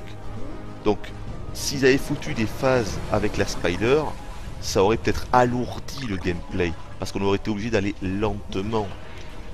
Donc voilà, moi je suis assez tiraillé sur cette question des montures. D'un côté, j'aurais aimé en avoir plus, parce que ça m'aurait fait plaisir, bien sûr, mais c'est surtout de la nostalgie. Mais ensuite, quand tu vois le gameplay, à quel point il est riche, grâce à Donkey, à Didi, à Dixie, à Cranky, et aux autres trucs qu'il y a autour, tu te dis que c'est largement suffisant, il n'y avait pas besoin des montures. C'était excellent dans la trilogie, aujourd'hui c'est devenu en fait obsolète. C'est comme ça que je le vois. C'est devenu obsolète et finalement, peut-être que c'est une bonne chose qu'on ait que Rambi. Pensez-y.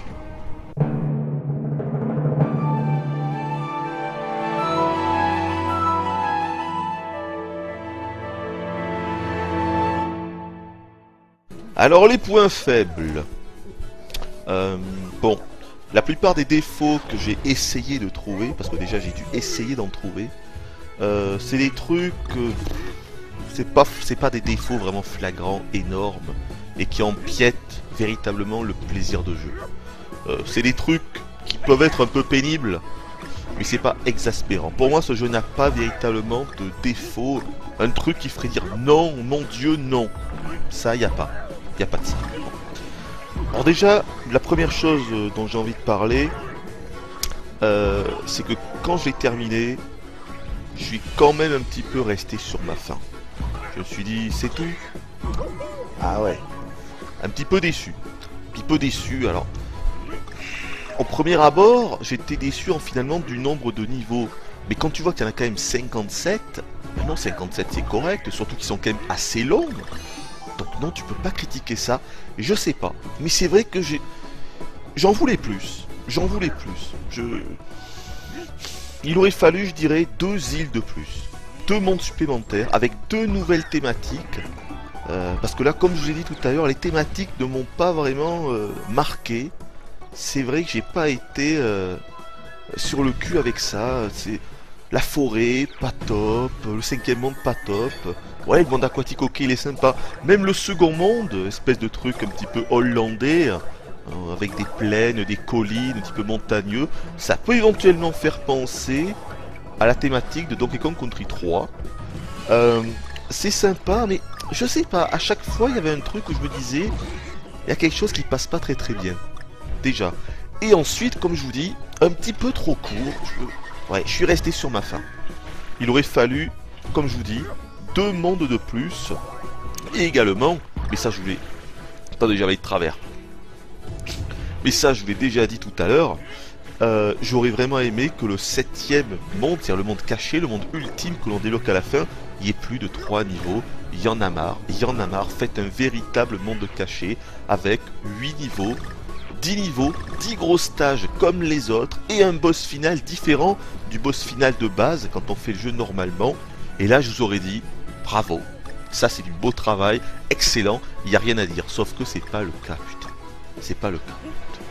Je me suis mis à imaginer un monde ultime où par exemple on aurait pu avoir les Kremlings qui arrivent. Et genre une énorme surprise d'un seul coup, le monde ultime, c'est les Kremlings sont back avec en boss ultime K. Rool qui revient avec un remix de son thème. Ah alors là je me la serais fermé. Vraiment ça aurait été the big surprise pour tout le monde. J'aurais rien dit. Malheureusement ce n'est pas le cas du tout. Mais voilà, petite déception à ce niveau-là. Je suis resté sur ma faim en l'ayant terminé. C'est tout. Alors ensuite, les chargements. Ah. Alors ouais, les chargements, ben, tout simplement, il y a trop de loading qui nous rendent dingues. Les loading. Ça me fait marrer de dire ça parce qu'en fait, à l'époque, c'était une espèce de running gag avec des potes. Au lieu de dire loading, comme ça on dirait... Ça nous est marré de dire loading, quoi, c'est tout. C'est pour ça que moi, maintenant, je redis souvent loading. Bon, c'est une connerie. Hein. Et donc, les loading, ouais, ils ont pas réussi. Déjà, dès le début. Quand vous êtes sur le menu de la Wii U, que vous lancez le jeu, vraiment, vous lancez le jeu, et vous êtes déjà sur le menu et tout, quoi. 1 minute 40... J'ai chronométré, hein. 1 minute, et plusieurs fois, 1 minute 40 pour commencer à jouer. Voilà. Même en appuyant sur tous les boutons très rapidement et tout, vous passez tout ce que vous pouvez passer le plus rapidement à la chaîne.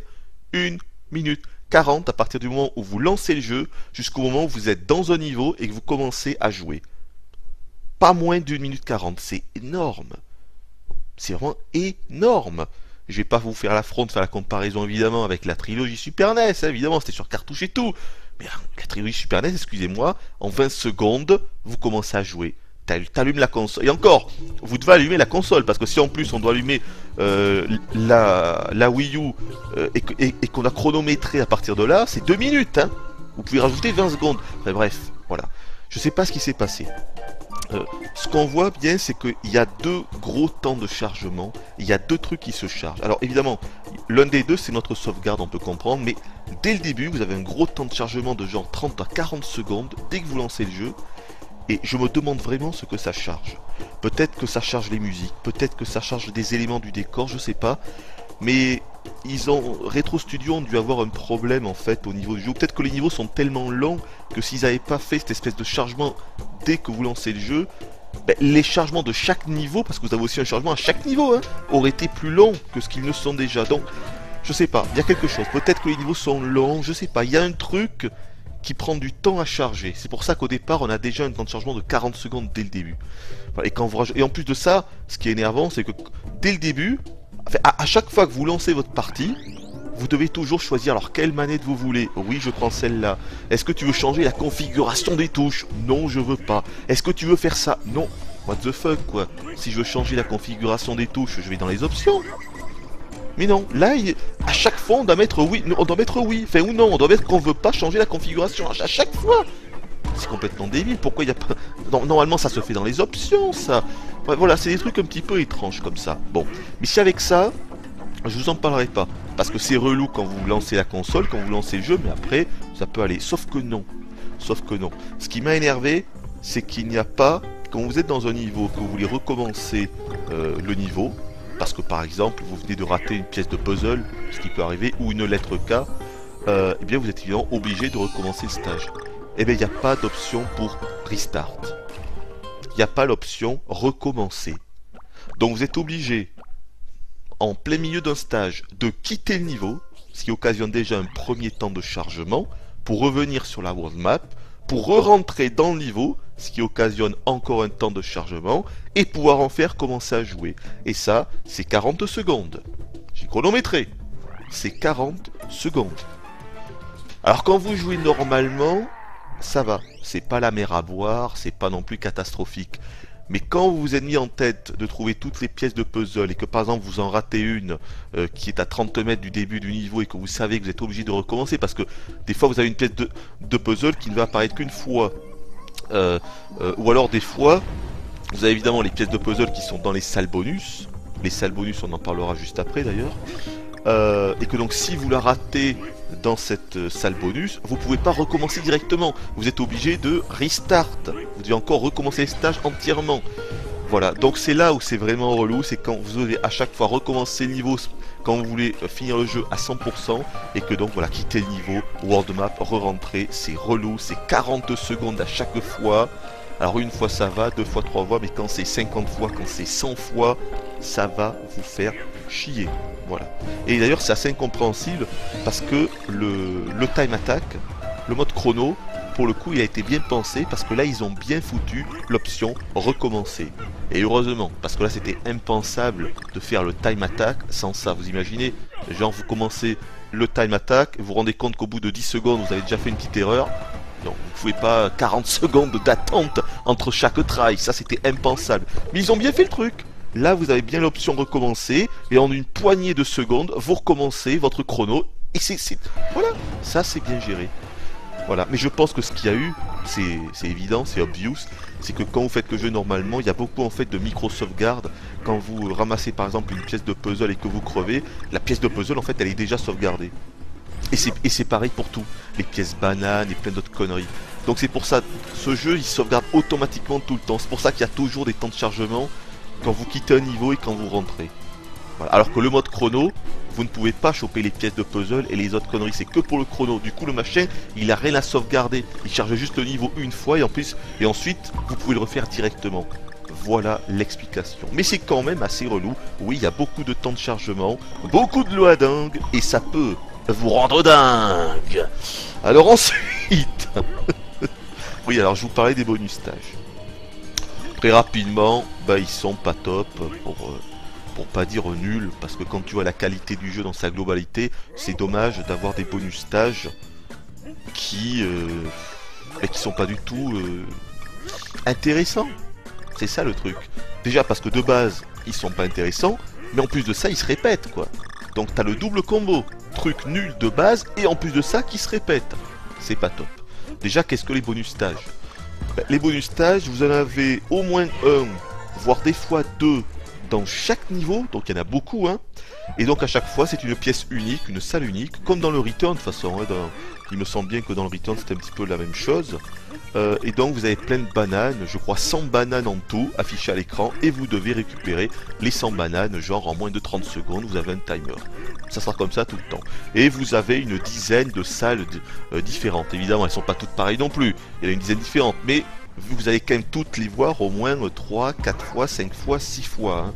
Ah, tellement évident qu'elles sont nombreuses, même si elles sont différentes. Bref, vous m'avez compris. Donc voilà, ça c'est pas top, c'est pas un gros défaut.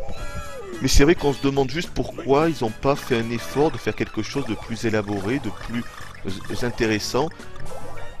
Je sais pas, par exemple, on pourrait imaginer se servir des Kong, de Didi, de Cranky ou de Dixie, et d'avoir des bonus stages dédiés justement à leur aptitude, à leurs compétences. Par exemple, un bonus stage dédié à Cranky et son pogo stick.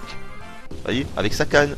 Genre, vous devez grimper, hop là, le plus vite possible, tout en haut. Enfin, je sais pas, on peut imaginer plein de trucs, mais c'est évident qu'il y avait mieux à faire que ça, qui est assez bas de plafond. Voilà, quand on voit la qualité globale du jeu, c'est dommage d'avoir un truc qui est bas de plafond comme ces bonus stages. Mais c'est pas non plus un énorme défaut, c'est juste dommage, tout simplement. Qu'est-ce que j'ai mis d'autre? Mais pas grand chose d'autre, hein. Je regarde ma petite fiche. Il y a également un truc, mais ça je le garde en fait pour la conclusion. Parce que c'est pas vraiment un défaut, mais c'est plus en fait mon avis global, donc je le garde pour la conclusion. Mais c'est quelque chose de, oui, on peut dire de négatif, mais c'est très personnel, donc ça sera pour la conclusion. Je crois que j'ai tout dit, non, les chargements, voilà, un petit peu rester sur ma faim, parce que j'aurais voulu plus de niveaux, plus de thématiques et tout. Un petit peu rester sur la faim. Évidemment, il n'y a pas beaucoup de nouveautés, bien sûr, ça... c'est-à-dire qu'on a affaire à un Donkey Kong Country Return 1.5. Ça, il faut bien le comprendre. Pourtant, on a changé de génération. On est sur Wii U, mais c'est vraiment un jeu identique. Moi, parfois, à des moments, je me suis cru devant un add-on du Return. Et je déconne pas. Il y a des niveaux, je me suis dit, putain, my god, j'ai l'impression vraiment de faire un niveau du Return, là. C'est vraiment, vraiment, vraiment. Donc, il faut le savoir. Il faut le savoir, quand vous allez jouer à Tropical Freeze, dites-vous que c'est la suite du Return, mais c'est très exactement la suite du Return. Tout est repris. Absolument tout est repris. Et les nouveautés ne sont pas assez marquantes, ne sont pas assez innovantes pour vous dire que vous êtes vraiment en face d'un nouveau jeu, quelque chose vraiment qui a été pensé pour la Wii U. Non, non, non, ce jeu aurait pu sortir sur Wii sans aucun problème. Évidemment, la résolution aurait été plus basse, mais c'est tout. Pour moi, ce jeu aurait pu sortir sur Wii. Voilà, excusez-moi, mais essayez de vous souvenir de certains niveaux dans l'épisode Wii. Ils étaient déjà très impressionnants techniquement, attention, hein. Très impressionnant techniquement. Ce jeu pourrait largement ressortir sur une console HD comme la Wii U, avec un petit peaufinage, un petit lissage en 1080p, que la pilule passerait très bien. Hein. Vous voyez ce que je veux dire? Donc attention, pour moi c'est pas un défaut, parce que le Return était déjà excellent. Mais il faut bien comprendre que c'est le Return qui a apporté tout ce dont propose le Tropical Freeze. Ça, il faut vraiment le comprendre. Le Return a réinventé la plateforme dans les Donkey Kong Country, a apporté plein d'innovations, plein de nouveautés de psychopathes. Tropical Freeze, pour grossir le trait, on pourrait dire que c'est un add-on du Return. Et c'est pas péjoratif de dire ça, c'est pas forcément négatif, mais faut le savoir quoi. Hein, y a quasiment pas. C'est pas parce que vous avez 3 nouveaux Kong que ça change tout. Non, non, non. Le monde aquatique, les niveaux aquatiques, c'est un. On peut dire que c'est une nouveauté, mais c'est pas ça qui change fondamentalement, vous voyez, la structure du machin. C'est une plus-value, très bien, mais ça s'arrête là. Voilà, je crois que j'ai tout dit pour les points faibles. Je sais pas si je vais vous mettre une scène culte, parce qu'il n'y a pas vraiment de niveau... Enfin, c'est pas un niveau, il n'y a pas vraiment un moment qui m'aurait profondément marqué et que je vous mettrai comme scène culte, je sais pas. Et je vais réfléchir, oui, je pourrais évidemment vous mettre le niveau de la savane, parce que la musique est énorme, il est très joli. Je pourrais vous mettre le niveau, le niveau aquatique en ombre chinoise, pareil, parce qu'il est très joli, et parce que la musique déchire. Je sais pas, oui, il y a quelques petits trucs comme ça, mais globalement, il n'y a pas un truc qui me dirait, ça c'est culte. Non. Non, il n'y a pas quelque chose, donc je pense pas que je vous mettrai de scène culte. Désolé, mais là, non. Il n'y a pas quelque chose qui me donne envie de vous montrer, vous voyez, un truc qui, dans Dark Souls, il y avait cette découverte de Han Orlando, qui pour moi était assez grandiose. Là, il n'y a pas quelque chose, non, non. Donc je crois qu'on va passer directement à la conclusion.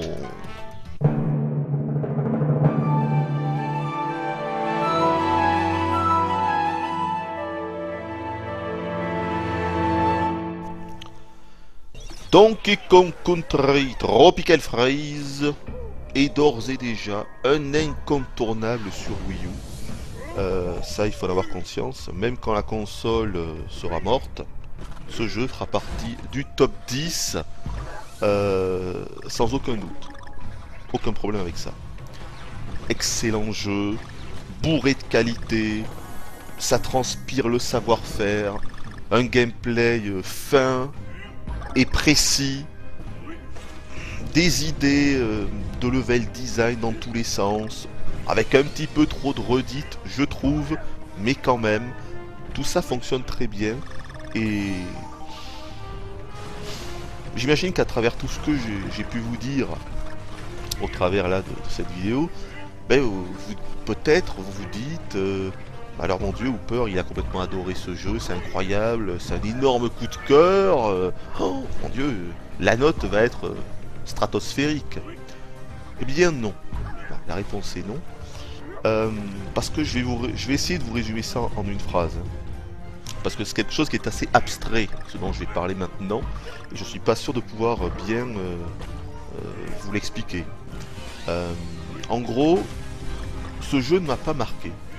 S'il fallait résumer en une phrase, c'est ça. Ce jeu ne m'a pas marqué. Mais le souci, c'est que je ne saurais vous l'expliquer. Parce que je ne sais pas pourquoi ça m'a pas marqué. Vous voyez, à l'inverse de la trilogie Super Nintendo qui, elle, m'a marqué. Maintenant, est-ce que c'est de la nostalgie à 2 balles qui date d'une époque maintenant révolue, évidemment. Là, on parle d'une époque 94-95. Je saurais pas vous dire. C'est ça le problème. Et j'ai pas envie de mettre la... de faire en sorte que ma nostalgie prenne le pas sur l'objectivité. Tout à l'heure, je vous avais dit que dans la conclusion, je vous parlerai de quelque chose qui est pour moi donc quelque chose de négatif, mais qui est complètement personnel. Et bien c'est ça. C'est ça. C'est le fait que ce jeu ne m'a pas marqué. Je trouve qu'il y a quelque chose qui va pas au niveau de l'ambiance globale. C'est un jeu qui manque de charme. Il n'est pas charmeur. Il ne m'a pas charmé comme je l'aurais souhaité. Peut-être que j'avais trop d'attentes. Je sais pas. Mais oui, ça manque de charme. Alors après, je vais pas répéter tout ce que j'ai dit dans les points faibles. Hein. La thématique des différents mondes qui m'a pas forcément inspiré comme je l'aurais souhaité. Le côté artistique qui est sympa, mais j'en attendais plus. J'en attendais plus.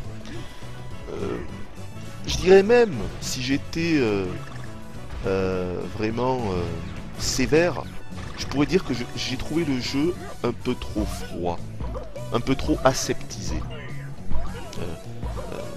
Comme s'il manquait de vie. Et là, voilà, en disant ça, je me rends bien compte que ça ne veut pas dire grand-chose, et que c'est là où vous allez avoir du mal à comprendre ce que je veux dire. C'est pour ça que je vais pas m'embarquer comme ça dans des espèces de théories. Tout ce que je veux vous dire, c'est que c'est pas un jeu qui m'a marqué. J'ai été marqué par quelques thèmes, quelques musiques, oui, par quelques niveaux, oui, quelques stages, c'est vrai. Mais globalement, si je regarde le jeu dans sa globalité, non, ça m'a pas marqué. Donkey Kong Country 1 et 2 m'ont marqué. Vous voyez, le Return, c'était pareil, je l'ai adoré. Mais vraiment, j'ai over-kiffé le Return. Est-ce qu'on peut dire que c'est un jeu qui m'a vraiment marqué profondément? La réponse c'est non. Et bien sur Tropical Freeze c'est la même chose, c'est pas un jeu qui m'a marqué. Je l'ai vraiment aimé, j'ai adoré le faire, grâce au gameplay encore une fois. Mais tout ce qu'il y a à côté, peut-être un manque d'identité. Je sais pas, peut-être un manque d'identité. Je saurais pas vous dire. Un peu comme si l'alchimie avait du mal à prendre. Ça pour moi c'est quelque chose de très important. Quel que soit ce que vous faites, quel que soit par exemple un film, vous regardez un film, ou vous lisez un bouquin, voyez, ou vous jouez à un jeu, ou autre chose encore, je ne sais pas, eh bien, parfois, vous allez vraiment aimer ce que vous voyez ou ce que vous lisez, alors que vous vous dites, bon, c'est pas forcément super. Ce que je veux dire, c'est-à-dire que c'est comme si quelque chose a beaucoup de qualité, mais au final, vous, ça ne vous a pas trop plu. Ou inversement, hein, ou alors c'est un jeu, par exemple, qui a beaucoup de défauts, mais vous, personnellement, hein, eh bien, il vous a plu. Vous l'avez vraiment trouvé absolument génial. Alors, mais par contre, vous reconnaissez objectivement que c'est un truc qui a plein de défauts. Mon Dieu, je sais pas, c'est moche, c'est pas travaillé, le gameplay est pourri, mais vous l'adorez. Et vous savez pas vraiment pourquoi. C'est parce que chez vous, l'alchimie, elle a pris. Et ça, c'est quelque chose qui est propre à chacun d'entre nous. C'est l'alchimie. C'est pour ça que vous allez adorer un film que quelqu'un d'autre va détester. Bon, moi j'appelle ça l'alchimie. C'est quand tous vos sens ont adoré quelque chose, mais que vous savez quand même que c'est pas forcément génial. Ou encore une fois, inversement. Mais moi, c'est un peu ce qui s'est passé avec ce Tropical Freeze, c'est que je peux pas lui trouver de défaut véritablement pénalisant pour le jeu en lui-même, pour l'intérêt du jeu. Mais quand je regarde mon expérience, l'expérience que j'en ai eue, eh bien oui, j'en ressors avec quand même une pointe de déception et un jeu qui au final ne m'aura pas marqué. C'est pas un jeu dont je vais me souvenir dans les années à venir. C'est ça que je veux dire. Voilà. Mais c'est pas un défaut. Je veux dire, c'est. Vous voyez ce que je veux dire, c'est. Je peux pas mettre ça dans les points négatifs, quoi. Sinon, là, voilà, je m'embarque vraiment dans des trucs et je peux pas non plus faire ça avec tous les jeux que je vais vous présenter. Sinon, ça deviendrait du n'importe nawak. Mais je devais vous dire ça. Je devais absolument vous dire ça en conclusion. D'abord pour que vous puissiez comprendre la note qui va arriver. Vous savez que maintenant je mets une petite note à la fin. Parce que ça me fait plaisir, parce que je trouve ça rigolo. C'est un petit clin d'œil au magazine de l'époque qui notait en pourcentage. Et donc pour que vous puissiez comprendre que la note va être très bonne, mais elle va pas être complètement incroyable. Parce que pour moi, non, ce jeu n'est pas incroyable. C'est ça le truc. Et c'est vrai que le fait d'avoir affaire à un return 1.5, ça m'a un petit peu déçu. Je m'attendais à plus de nouveautés marquantes et un jeu qui claque également au niveau de la technique. Et à tout ça, je l'ai pas eu. Et puis encore une fois, les thématiques qui m'ont pas forcément plu. Enfin, voilà, je vais pas répéter tout ce que je vous ai dit dans les points forts et les points faibles au travers de cette vidéo. Je voulais juste vous dire que c'est pas un jeu qui m'a surpris, c'est pas un jeu qui m'a marqué, c'est pas un jeu qui m'a emporté. Après, ce n'est qu'un jeu de plateforme, vous me direz, c'est normal, on n'est pas en face de jeu d'aventure, donc c'est peut-être normal qu'il nous emporte pas. Oui, mais là je vous répondrai que la trilogie Super Nintendo, elle, m'a emporté. Mais là, c'est peut-être de la nostalgie, de la vieille nostalgie, et il faut pas ressasser ce genre de choses. Donc c'est compliqué pour moi. C'est pas évident cette conclusion. D'un côté, j'ai le gameplay absolument incroyable et génial que j'ai totalement kiffé. Et de l'autre côté, est-ce que le jeu m'a marqué? Non, je peux pas dire ça. À part quelques musiques, quelques niveaux, je peux pas dire que le jeu m'a véritablement marqué. Ce serait vous mentir que de dire ça, même si je l'ai adoré. Voilà. On va donc s'arrêter là sur cette conclusion, ma foi, un brin mitigé. J'espère que malgré tout, vous arriverez à comprendre ce que j'ai dans la tête, hein, parce que je pense que même moi je ne l'ai pas bien compris, donc je suis pas sûr que je vais réussir à bien vous l'exprimer, si vous voyez ce que je veux dire, mais bref. Nous allons donc nous arrêter là. Je vous souhaite une bonne journée, bonne soirée et tout ça. J'espère évidemment que vous aurez apprécié cette review de Donkey Kong Country Tropical Freeze. N'hésitez pas à me dire ce que vous en pensez dans les commentaires de la vidéo. Et puis, eh bien, je vous dis bye bye. Et à la prochaine!